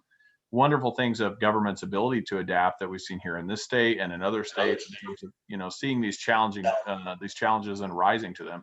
We've had to adapt a lot faster to these changing threats at a pace that 5 years ago, I don't think that state government was really ready to make changes and make adaptations. We have seen, the same as every other state with regards to attacks on systems that provide unemployment insurance, systems that provide access to other benefits critical during the time of pandemic. We see DDoS attacks still. They haven't gone away. We've just gotten better, I think, in some instances at mitigating them. I think the industry has moved there, but certainly we continue to see that kind of activity. The threat landscape doesn't get easier. It seems to only get more complex, and certainly, with the recent rash of things since really SolarWinds and then into Exchange, Pulse Secure, those kinds of attacks, it seems like a new world where once vulnerabilities are publicly disclosed, there is massive capability from cyber threat actors to then exploit those newly announced vulnerabilities, often like in that the release of a new patch, and we see the magnification and echoing of the threat advisories coming down from federal agencies, is also met with what seems like a Black Friday rush of attacks that come all at that same time. So the ability for those things to be exploited more rapidly has certainly raised the danger level. So yeah, it's been a year of a lot of things that I think none of us expected that we would run into, certainly. And on the cyber front, it feels like we're continuing to have to face challenges that just keeps escalating, I think.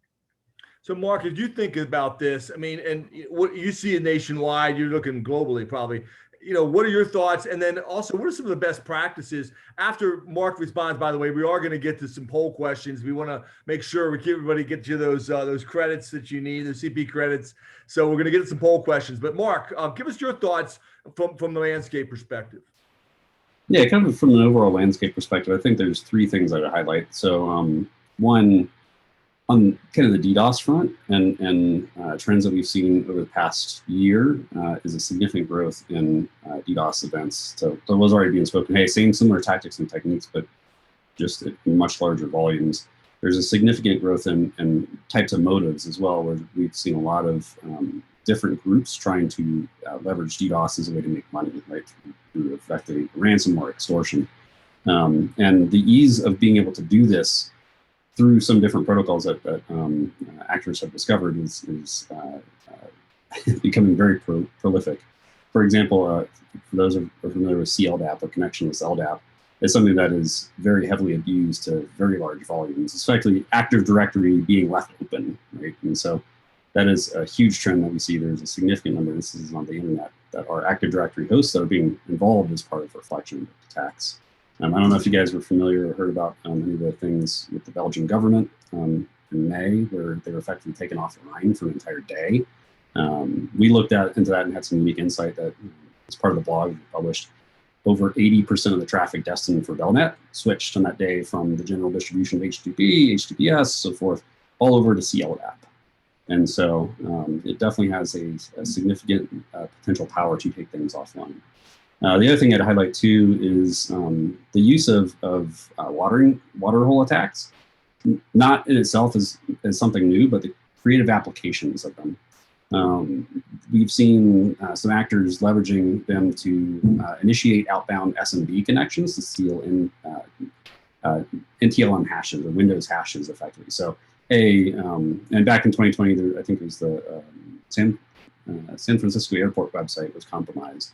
And someone put a link to a IP address that was a file ://URL, and then some PNG. And when the victim's web browser visited that that site would reach out and then share a significant amount of information that most organizations weren't prepared for, expecting that would be shared. Yeah, so those are two of the main ones, at least, that I'd have from a global trends perspective. Great, thank you for that. Well, listen, if you could put up the first poll question, I'd like to get your feedback from the audience. And by the way, we'd also like to get your questions. So keep those questions coming in. We're going to get to some Q&A at the end, the last 15 minutes. But this first question for everyone, if you could please answer, and it's also good for your CP credit. So how important is American Rescue Plan Act, ARPA funding, to your 2022 cybersecurity plan? And you can range the answers here from very important to important, indifferent, not important, I don't know. So please get your answers in now if you could. How important is the ARPA funding to your 2020 cybersecurity plan? We'll give it about another 10, 15 seconds and we'll take a peek at the results. If you could flash those up. Okay, great. A lot of people don't know. So a lot of not knowing here. To be a good lead-in for our two distinguished CISOs from Washington and Illinois, but very good. Thank you for that. Appreciate it. We'll come back to another question in about 10, 15 minutes. Adam, let me jump over to you. I mean, funding isn't really one of the top things we're going to talk about here, but as you think about, your challenges and your strategies, what are some of your recommended strategies for looking at your needs and then strengthening your data posture? You mentioned that you had that dual hat, but of the data privacy officer. But what are your thoughts about that? And you throw in there, is funding an issue for you guys?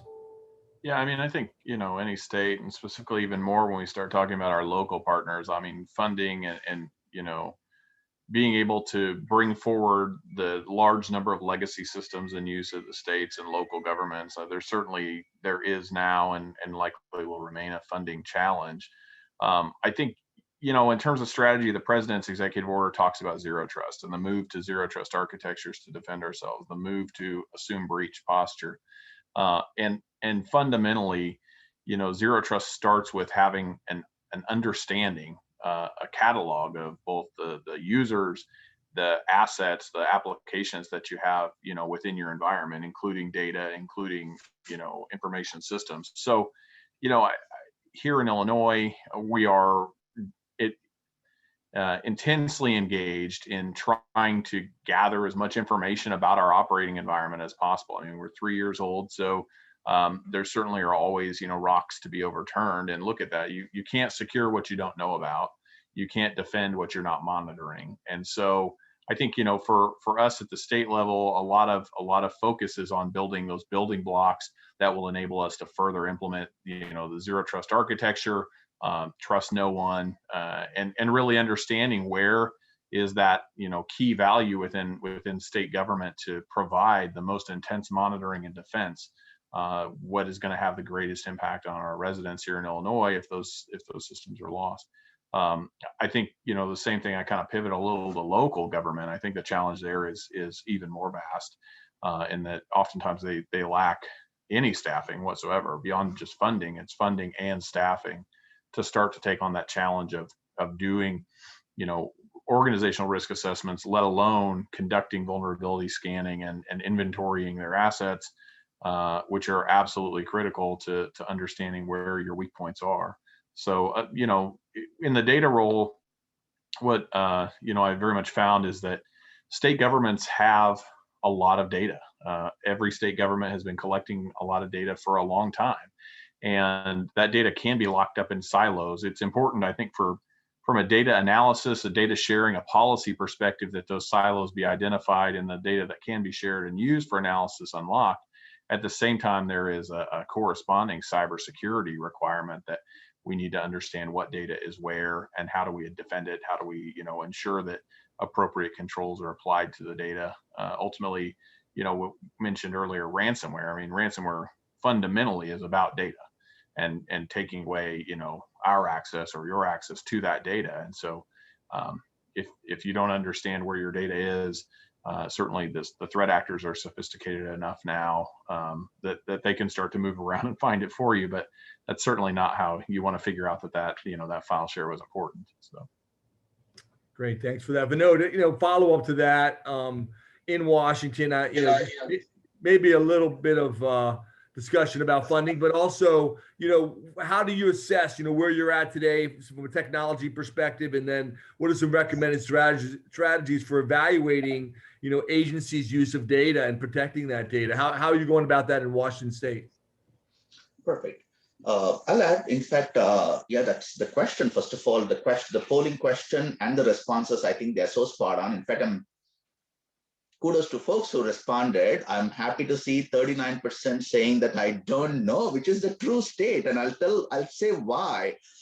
A lot of what Adam was saying too, that's exactly right. Adam is telling us about the context of Illinois. He's giving us what Illinois is, what is the current state and what the challenges are. What makes it difficult sometimes with these funding streams, it looks good, but if it is not allowing the state to use those funding opportunities to support the trajectory that they are on right now, it's almost a point that you don't know how to incorporate that funding at all, because it gets very specific. Sometimes, many times we've seen these funding opportunities, they get so specific that you don't know how to leverage. So it's almost a moot point to have that. So even in Washington, recently we saw the same thing. Dan, first of all, let me say what we are doing in Washington as well. So within a couple of months after I came on board, the very first thing I wanted to do really was to take that high level view of the entire landscape. Where are we today on the maturity scale? What needs to be done? How do we move the scale overall across the entire state from a maturity perspective? How do we, while we create our own journey, we cannot forget that the journey for security can never be in isolation. You need to understand what the governance priorities are. What are the technology priorities? So you have to consistently take all of these items in that space and say, now, from a technology standpoint, this is where the state CIO is heading. This is where the governor is heavily prioritizing. Now, how do you plan your maturity to now support the growth of those objectives? So taken into exactly through that process, that's exactly how in Washington, I started carving out what was going to become the cybersecurity operational plan for the next couple of years. Started really identifying those elements, what we need. And yes, certainly I talked to CISA, I talked to a lot of partners to see how do you now implement that? What are the different ways you can do it? Because funding becomes a challenge. You cannot think that everything now has to be funded from scratch. So I tend to look at opportunities. Is there something that you can leverage? Yes, no, quickly move on. And now certainly make the case again back with the state leadership as well to say why this is important. So pretty much that's the process I've been following as well in Washington. Because as we all know, when it comes to overall, even when it comes to, I know your other question was more from how are we even looking at data protection? So this is something that we all deal with common as well, right? So we have to build the right governance to begin with for strategizing our efforts across data management to begin with. So even knowing that what we have in place in Washington, some things were still not possible without certain policies. We are very, very lucky. Early this year, Governor introduced a legislation that certainly brought into context and even provided us the authority to implement exactly what we are all talking about here. So not just giving the right level of authority to implement the cybersecurity operational plan, but to build the right data governance as well. That certainly became an element within the legislation that was sponsored early this year that certainly has been passed. And so that's more what is happening in Washington space. Do we want funding? Absolutely, yes. Who says no? I'm very, very thankful to folks at NASCIO as well, because one of the real big push from NASCIO overall with the US Congress was to provide funds to the states without any hardships. They requested that funding be open It should not have come with any type of a baggage that it be very specific that you do exactly this. Number one, do not require the states to do a state match because many states can't even have the match. So again, many times states even drop those funding opportunities when there's a state match. I think some things are coming around very well. Especially, I'm very optimistic with the new executive order and the changes that are happening, but based as a downstream impact, what we are going to see overall at the state and local level. Adam hit on very, very critical points. Yes, there are things that you can do and cannot do at the state level, but now when you get into the local government level, the challenges are even more multifold what we see there. I think in Washington, again, certainly one of the things that we are focusing is how do we create a repeatable process? What can we do at the state level that can be quickly leveraged by the local government agencies without having to reinvent the wheel? What can we do? Where can we do the heavy lifting so that they don't have to start everything from scratch? So we're trying our best to see how to, number one, bring the public sector together, even because many times what we have seen, Dan, as you all know, even sometimes when a funding opportunity is made available, it is not there, it just comes in and goes fast. So you need to be ready. So what are the playbooks? What are the things that you can keep ready for even the local government that they can leverage if a funding becomes available? We're trying to use all that in our thinking process as part of our thought leadership to see how do we position public sector better. So that's what we're doing there. Great. I wanted to go to Mark and get your views on this. And Mark, when you think about this, and you look at, you've seen lots of states, you've seen lots of public and private sector. What are your recommended strategies for reevaluating agency needs and strengthening an agency's use of data? I mean, what are some of the strategies at Lumen that you guys look at and maybe share with us how you see that working state and local government, maybe versus feds or private sector? Yeah, I mean, similar to some of the things that have already been touched upon.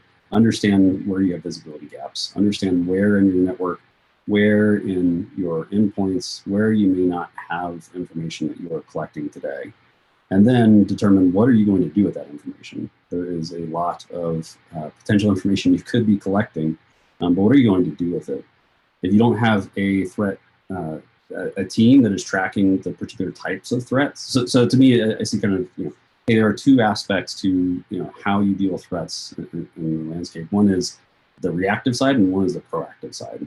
Reactive side is the typical incident response everyone thinks about, but the proactive side is where a lot of the data can come into play and can be very handy from a perspective of, hey, I know these particular types of actors in these groups are going to be targeted against the state or local government. Having some resources that are understanding that, and then looking into the data to identify, coming up with hypotheses and theories. Okay, this particular actor is going to be potentially trying to compromise end users to get access to our network through waterhole attacks or whatever other types of means, and then going through the data to find supportive evidence that shows that this may have happened, and then continuing to chase that thread until you get to the bottom of, yes, we did have a compromise or we did not, and this is how far they've gotten to, and then highlighting out to other defensive teams within the organization what can be done to address and close these issues such that it can't continue to be abused in the future. So for me, I think from the state and local perspective, that's something that's effective. We at Lumen have some products and services overall that do help with this. Part of it goes back to that, hey, how do we tell customers about threats that they're interacting with?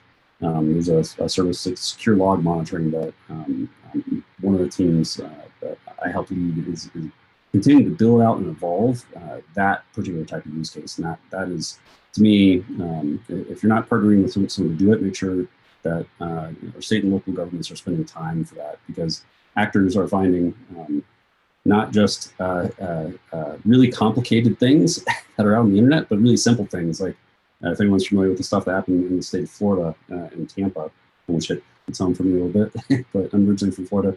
But there is a water treatment facility that had TeamViewer just open, running out on the internet. No one had any idea that the control station that was running the software for the industry control systems, controlling the amount of chemicals being put into the water, was totally open to the internet. That is bad. We need to, as a country, get a better understanding of what risks we're exposing to the internet and who's abusing it. Good Can I stuff. jump Thanks on for that, that. Dan? Go ahead, Adam. Yeah, just because I think, I think Mark and they definitely hit on some things that are certainly top of mind here in Illinois, and ultimately with regards to federal funding,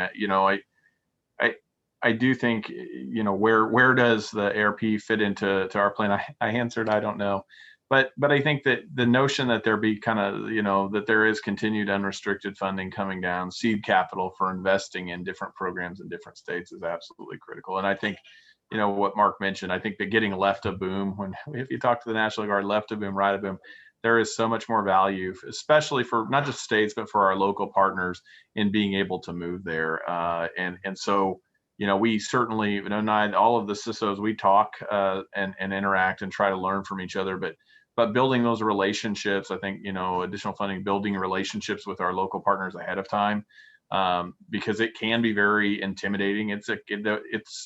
It's such a complex environment, and understanding that sometimes doing simple things can make a difference. If you were to come to someone after their garage caught on fire and explain you shouldn't have stored lithium batteries on gas cans, they would have greatly wished to have known that a week before.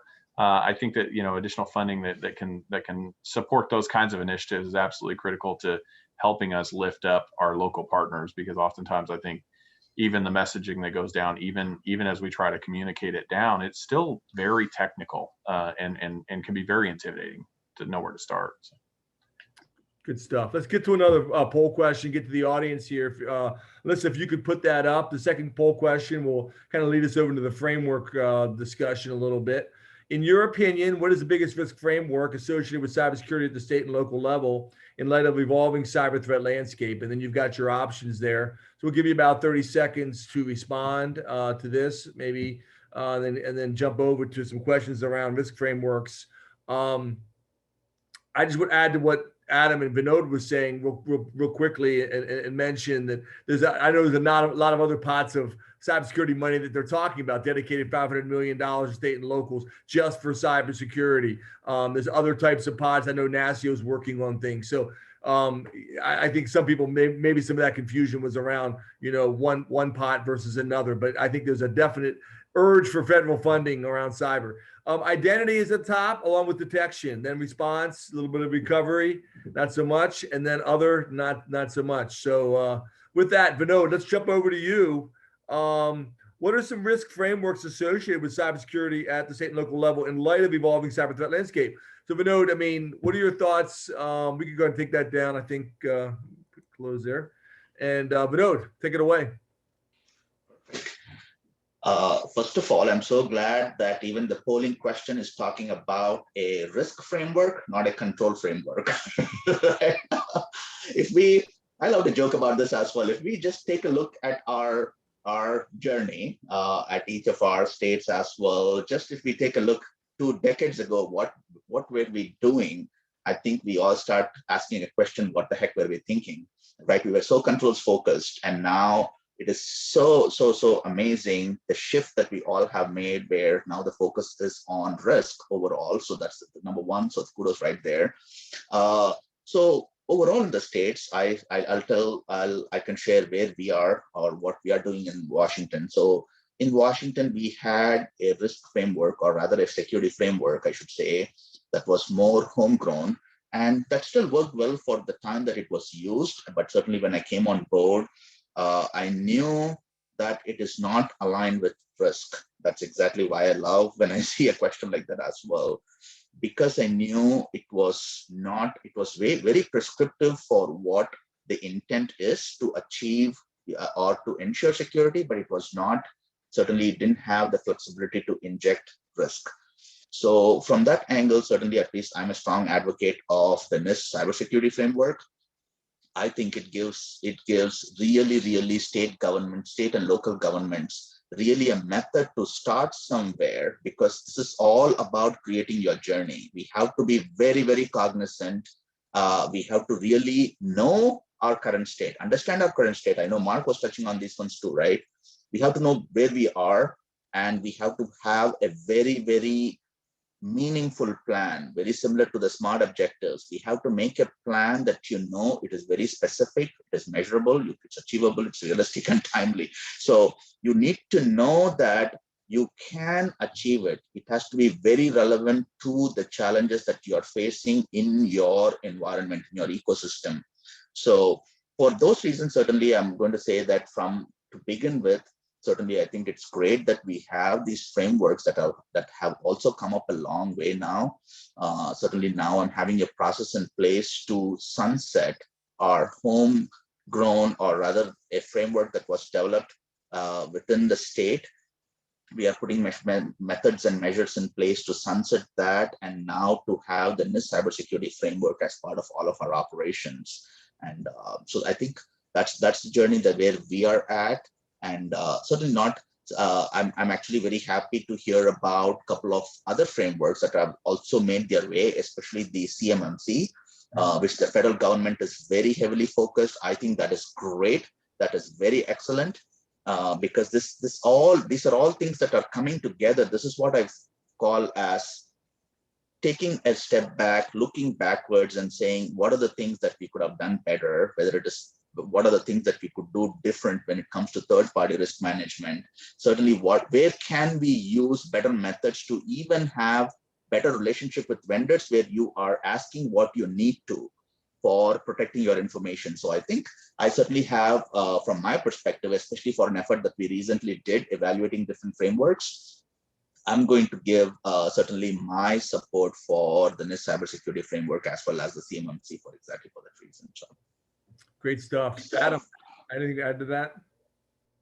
Yeah, I mean, we actually, I mean, yes, definitely. We use NIST. I mean, we're NIST aligned at the state level. With at the local level, we actually we recommend the smaller entities to align in terms of control framework. I mean, we start with a risk assessment, but we map against the CIS controls. We found them a little simpler, and we're able to reduce that. The risk assessment that we perform with local government, from hundreds of questions down to 15 or 20, 20 addressing the controls. And I know that it's now 18 instead of 20. So it's, like 7-minute abs from Something About Mary. But, I think that ultimately there's some part of frameworks. Aligning to a framework is absolutely critical at the state level. Certainly the level of controls that we need to align to with our federal partners and our, taxpayer information and criminal justice information, it fits really well.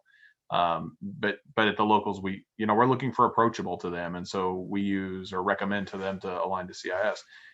Both, map to each other and identify and detect being the top responses from the poll are absolutely, I've been identify, but ultimately it's number one in the risk management framework. It's the top 2 or 3 in CIS controls, because it really is taking stock in the landscape around you is absolutely critical. And then it's really hard to defend what you don't know. So Mark, I want to jump to some future stuff about AI, machine learning, and where we're going. But Mark, I want to give you a chance before I ask you a question about that. To anything you want to add around risk frameworks, or what you're seeing as trends around state and local governments? Not a whole lot. I think the frameworks mentioned definitely touch on some good ones to leverage. The only thing I'd throw out there for folks looking to adopt it, consider an agile or iterative approach in terms of how you do it. Taking any large process and or framework and putting in place is a nightmare to begin with, right? And so start small, and especially in the identify side, because that if there's no capability within the org that's looking for threat hunting, take someone that is an incident response person, give them the task of understanding, find one actor that is potentially targeting us, and then go look at some logs and data, right? Start small and then scale up from there. That at least it seems to, in general, has worked well for me. But I also have a lot of background in software development and systems and infrastructure, in addition to information security. So that ties into some of my views of Agile too. But. So I want to, Mark, I'll come back to you. want to talk about the future, where things are going over the next 3 years. I want to really get Adam and Vinod and get your thoughts about, what's in the roadmap. But I want to just dive into one more specific, kind of a little bit of a meatier question around machine learning. And it's a term thrown out a lot, AI, machine learning, with little meaning or understanding about, what's a practical way this is being used. Maybe you could share with us a practical example of how it's used to find threats, and what's your understanding of machine learning, and how valuable is that in our current cybersecurity, threat landscape? Yeah, I'll kind of start off with a common term that's around user behavior analytics. Find everything, use AI to go find everything on the network or endpoints that are anomalous. Is an example of something where AI is commonly thrown out, but doesn't tend to mean a whole lot. And what I see, where I've seen good applications of machine learning, and where I'll give one specific example. Successful is, hey, use machine learning to go track a pool of potentially vulnerable things. Use that to identify potential new, let's say, command and control servers. We've done this with TrickBot, Emotet, Neckers, etc., and have had great success in finding new command and control servers on using our network visibility. So taking that, and not just having the machine learning identify the new command and control servers that, hey, this is it, but passing that into a mechanism for either manual or automated validation. And so we do a collection of both, and we found that is a very effective strategy of being able to, hey, the machine learning helps take a pool of, okay, we've got these bots that are potential things that are exploited. We've seen 10,000 new things that might be C2s, command and control servers, that might look like command and control servers, no command and control servers. Now, take that and narrow it down to 100 things some analysts need to go look at, right? So leveraging machine learning and using that as kind of a first pass to find new things to go look at is a good use of machine learning, and targeting it in terms of specific behaviors that you might want to detect within your network.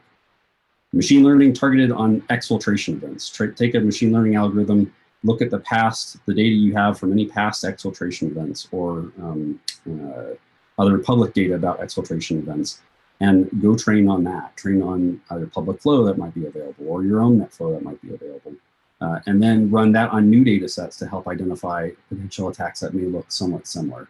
And then again, you still need to have that manual component of an analyst or an incident response person going and looking at that. But machine learning can really be a good opportunity to help narrow down the workload that is typically impractical to impossible, given all the things to go look at on a given day. That's great. Let's go to the third poll question. Let's get this done, and then I want to hear from Adam and Vinod about machine learning, AI, but like what do they have in the roadmap over the next 3 years as far as new technology? But go ahead, Alyssa, if you could put that up there. We would like to get your views from the audience. In your opinion, how important is machine learning to state and local governments? Is it very important, indifferent, not important? I really don't know.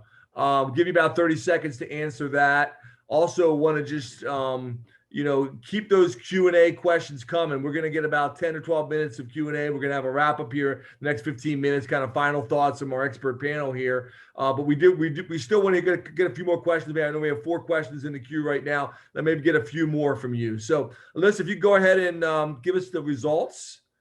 It looks like it's important. 28 say very important, 53% say important. So we're do the math here, guys. 90, almost 90%, 81%. I can't do my math fast enough here. 81% say it's very important or important.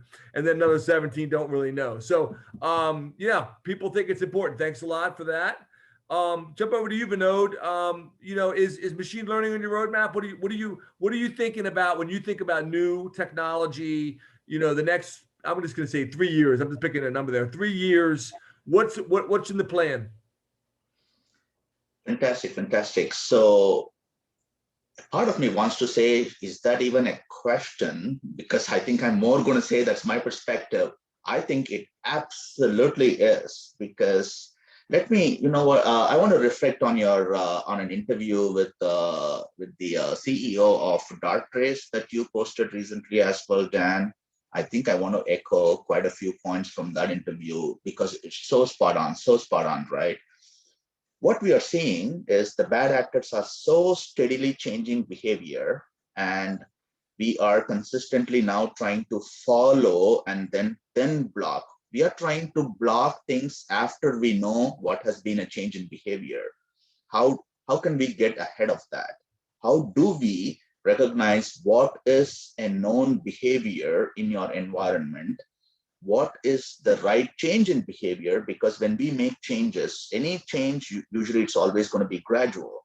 But as I was describing, even the events from what happened to Washington, let's look at the security incidents in Washington.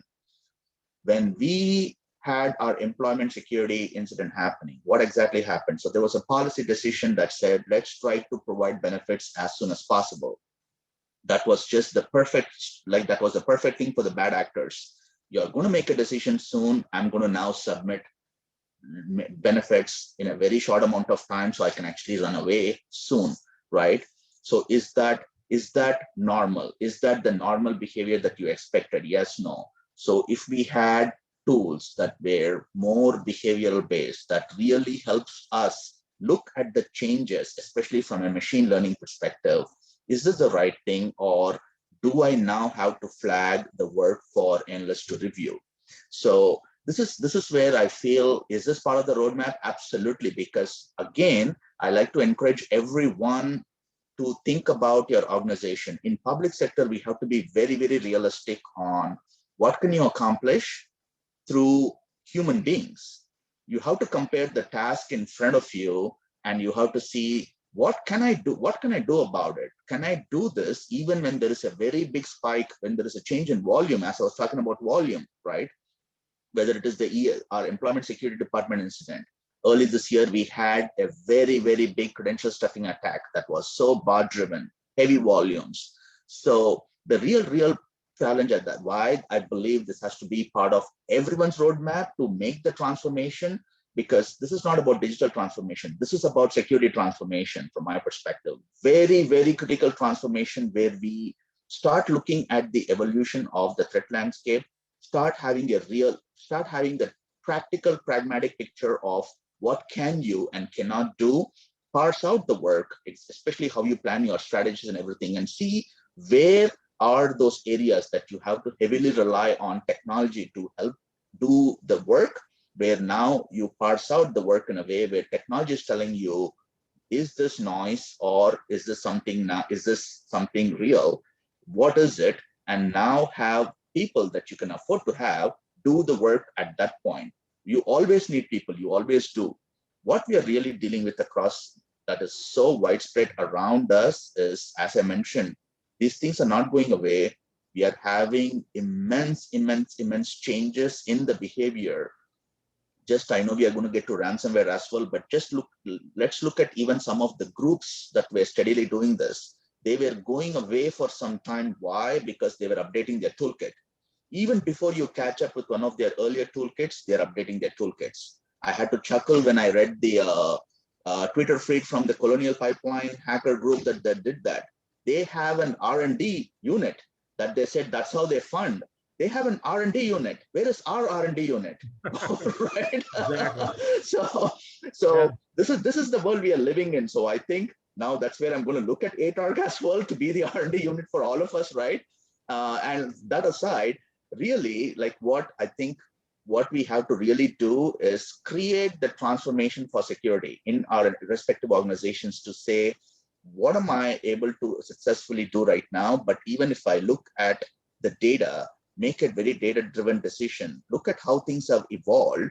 Some things you may have ducked, just narrowly escaped. Some things just went to the neighboring state, but it's going to come to you. Have that as part of our strategy. It's already part of my strategy as well as part of my operational plan, as I mentioned.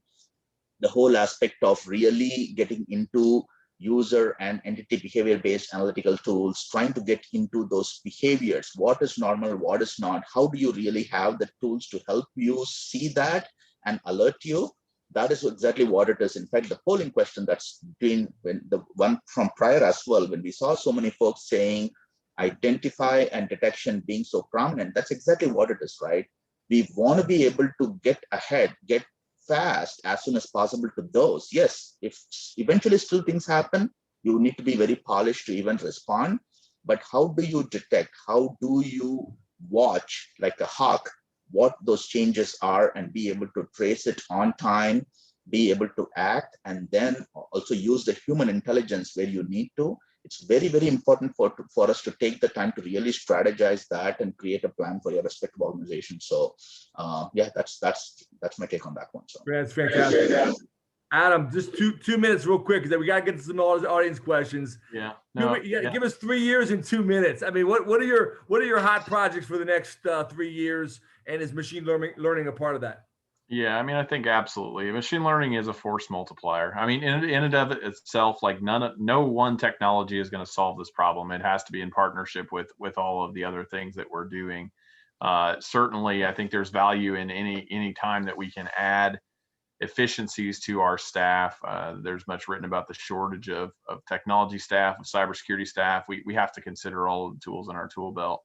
I think over the next 3 years, certainly we'll continue to use it. We've used it already for some of our security operations center analysis, and ultimately it does help us to answer the question, not the original question, if a tree falls in the woods, does it make a sound? But the more important question to cybersecurity, a tree fell in the woods, does it matter to your organization? And get our analysts in front of those questions. I think that the primary focus, I think here, and I think we'll see this play out nationally and locally, is really continued focus on identification and building up those capabilities, finding those blind spots wherever possible, reducing the attack surface area. I think no longer can government support a fleet of legacy unsupported systems. It just is too dangerous now. And so the emphasis has to be on reducing, attack surface area where at all possible to the minimum side, and then directing as much resources as possible to watching for things, including, advanced technology like machine learning, or also known as math, right? So yeah. Fantastic. Mark, I really want to hear, maybe give you a little longer closing comments. I want to hear your view in the next 3 years too, but I want to get to a couple of these questions. But I know we only have about 10 minutes left, and we want to be respectful of everyone's time today. And we need to end on time at quarter to the hour. So I'm going to come back to Mark. I want to throw this at Vinod and Adam. We have a question. Are you looking for more security as a service than you did in the past? So are you looking security as a service? And I know that could be a piece of your overall operation, or, I guess some people are thinking about the whole kit kat and caboodle, outsource the whole thing. I mean, it's probably a bad word, outsource, I'm sorry, but partnership. But start with you, Adam, right back to you, and then Vinod. Again, real 30-second crisp answers here on these. Could be a bunch of them. Security as a service, is that one of the hot items for you? Yeah, I mean, I think anything, just like machine learning, anything that can add as a force multiplier, and especially to remove, as stuff commoditizes in the security space, the more we can leverage the commoditization of that through partners, the better, so that we can free up our scarce resources to really focus on the questions that are raised by the discovery. I think it's, any kind of assistance or, anything as a service certainly is additive to our environment, as opposed to, or doesn't replace, but adds to the value we have. Vinod. Short answer, 100% yes. Is that part? Absolutely. So going back to what I gave as a response previously to Dan, so very important to understand what is the work ahead of us. What can you do? What can you do? And what can you not? And where do you need help? And through that method is where I'm really identifying, and more than ever, what we need. Certainly, we have a lot of things that we have already identified where we are going to bank on security as a service exactly for that reason, or to truly be able to handle the challenges that are in front of us. So short answer, I know we are running out of time, but that's what it is, yeah. Great, thanks. Hey, Mark, I'll throw this one at you. This is a little bit of a long question, but maybe what you've seen, what has been done in different states to foster adoption of NIST standards formally. Within our state, we find many private companies ask what policy is made in compliance with a federal standard. This asks them some additional resources required to comply with required levels of security. Mark, any thoughts on that? What do you see people doing around formal standards, adopting NIST standards formally? In terms of adopting NIST standards formally, that's not something I've personally been heavily involved with state and local governments, but happy to help get in touch with some folks that I know have been. So. Okay, cool. Yeah, just throw that out. Any Vinod or Adam, any comments on that? State ramp. Yeah, go ahead. Oh yeah, I was going to say state ramp, and then I think also like I think that the president's executive order regarding supply chain. I think that federal involvement, ultimately states. We're big organizations. We're not that big, so we will kind of follow along. I would encourage that as well. We talked about that in the pre-call. State ramp, for those who aren't familiar with it, I'm sure there's someone on the line today, stateramp.org. I know everyone knows about FedRAMP. State ramp is ramping up. So it's getting some traction, little different governance model, a little different approach to some things, hopefully a little bit lighter weight, but I'm very active in that as well in the Standards and Technology Committee within State Ramp. So I would highly encourage people to jump to that. We're down to the last 6 minutes, guys. I want to start with Mark. And Mark, you can also give us a 2 minutes each, guys. Really want to hear one takeaway from each of you. If people think back about this, a week from now, 2 weeks from now, or sitting on the beach in Ocean City or something. I remember that one panel. It was a great panel. What was the one thing you want them to remember? But Mark, I'll give you a little bit extra minute. We didn't get a chance to talk about the future. Is machine learning the top issue? What do you see from Lumen as the top, maybe two questions here for you then. What do you see as the top 3-year challenge? And then what one takeaway would you have? And then I'd hear a takeaway from Vinod and then from Adam. So Mark, take it away. Yeah, machine learning is definitely a key point in my mind. In terms of the very specific applications of it, we've covered a good ground of certain types of applications, tracking certain types of botnets, expanding that beyond certain types of botnets to go to identify, use machine learning to identify more sophisticated actors. We have a team of analysts that are manually doing a fair amount of work with that now, but leveraging machine learning to be able to begin to identify that. We've done, through some of the passive DNS data that we have, we've done a fair amount of work on developing algorithms that detect DNS tunneling traffic. Taking some of these algorithms and then also being able to apply them on customer logs that are participating as part of those products and those services, I think are, for me, is a key aspect of the next 3 years. Hey, how do we take all this stuff that we do across the network really well and then also apply that to customer logs that are being transmitted to us? Is an interesting and unique space, but also to me seems like, again, something that can be really beneficial in terms of helping be a force multiplier. You have an algorithm that is monitoring for certain types of exfiltration events or certain types of callbacks, things along those lines that can then go highlight out for somebody to look at. So when they go look at that one thing, it's something that's actionable and something that can be that needs to be responded to versus, well, I need to go filter through 100 things. That sucks. No one has to do that, just to find one. And so to me, that's a key focus, continued focus for us for the next few years. The closing remarks, at least the one thought I want people to walk away from this is, who in each of your organizations or each of your state and local organizations, who is it that you have responsible looking out for and thinking of that threat hunting aspect?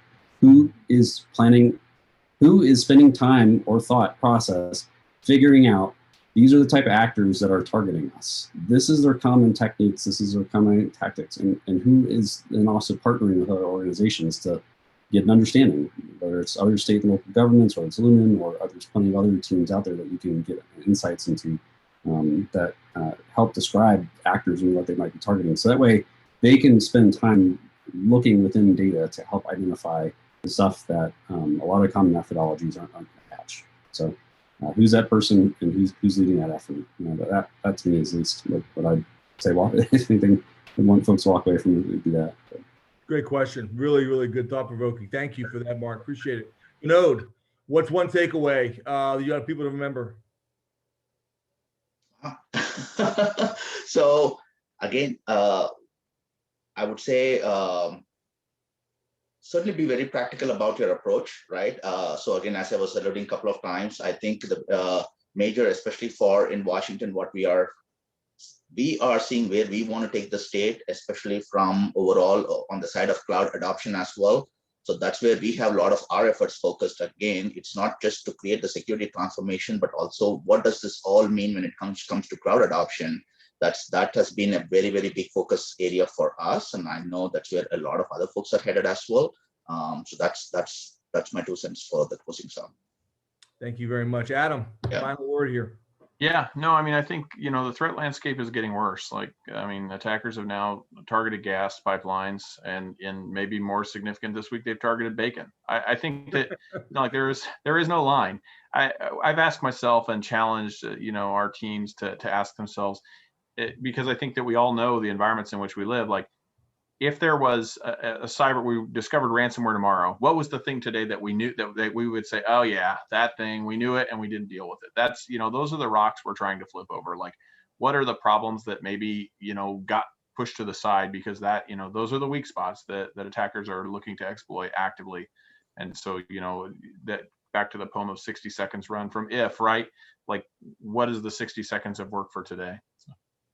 That's great thoughts, and I would echo that. And did a piece about mandatory reporting. We talked about with Colonial Pipeline and DHS, and my piece on I write for Government Technology Magazine and CSO Magazine was when I think that's going to be seen in other sectors. I think we're going to see more and more mandatory reporting and more integration, more partnerships, more opportunities, more grant funding. That's great, but also going to see more of that need of that, like you said, Adam, where's the disruption next? And it's going to hit all those critical infrastructure sectors. So with that, we're at quarter to the hour. I want to thank everyone for joining us. It's been a really great conversation. Thank you for your questions. Unfortunately, we didn't get to all of them. We have 6. Now we didn't get to a few, but I want to hand it over back to Kirsten, and hope you all have a great day. Thank you for your time. Thanks, Dan, and all of our panelists. And thank you again to Lumen for partnering with us on this. Some really amazing conversations.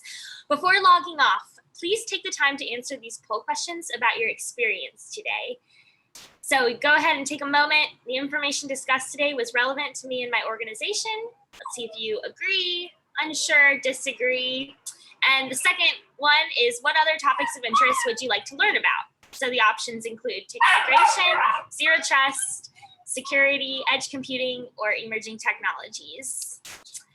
Thank you again to our partners over at Lumen for working with us on this summit, and thank you all for joining us today. So we hope to see you at the next summit, and everyone have a great rest of your day.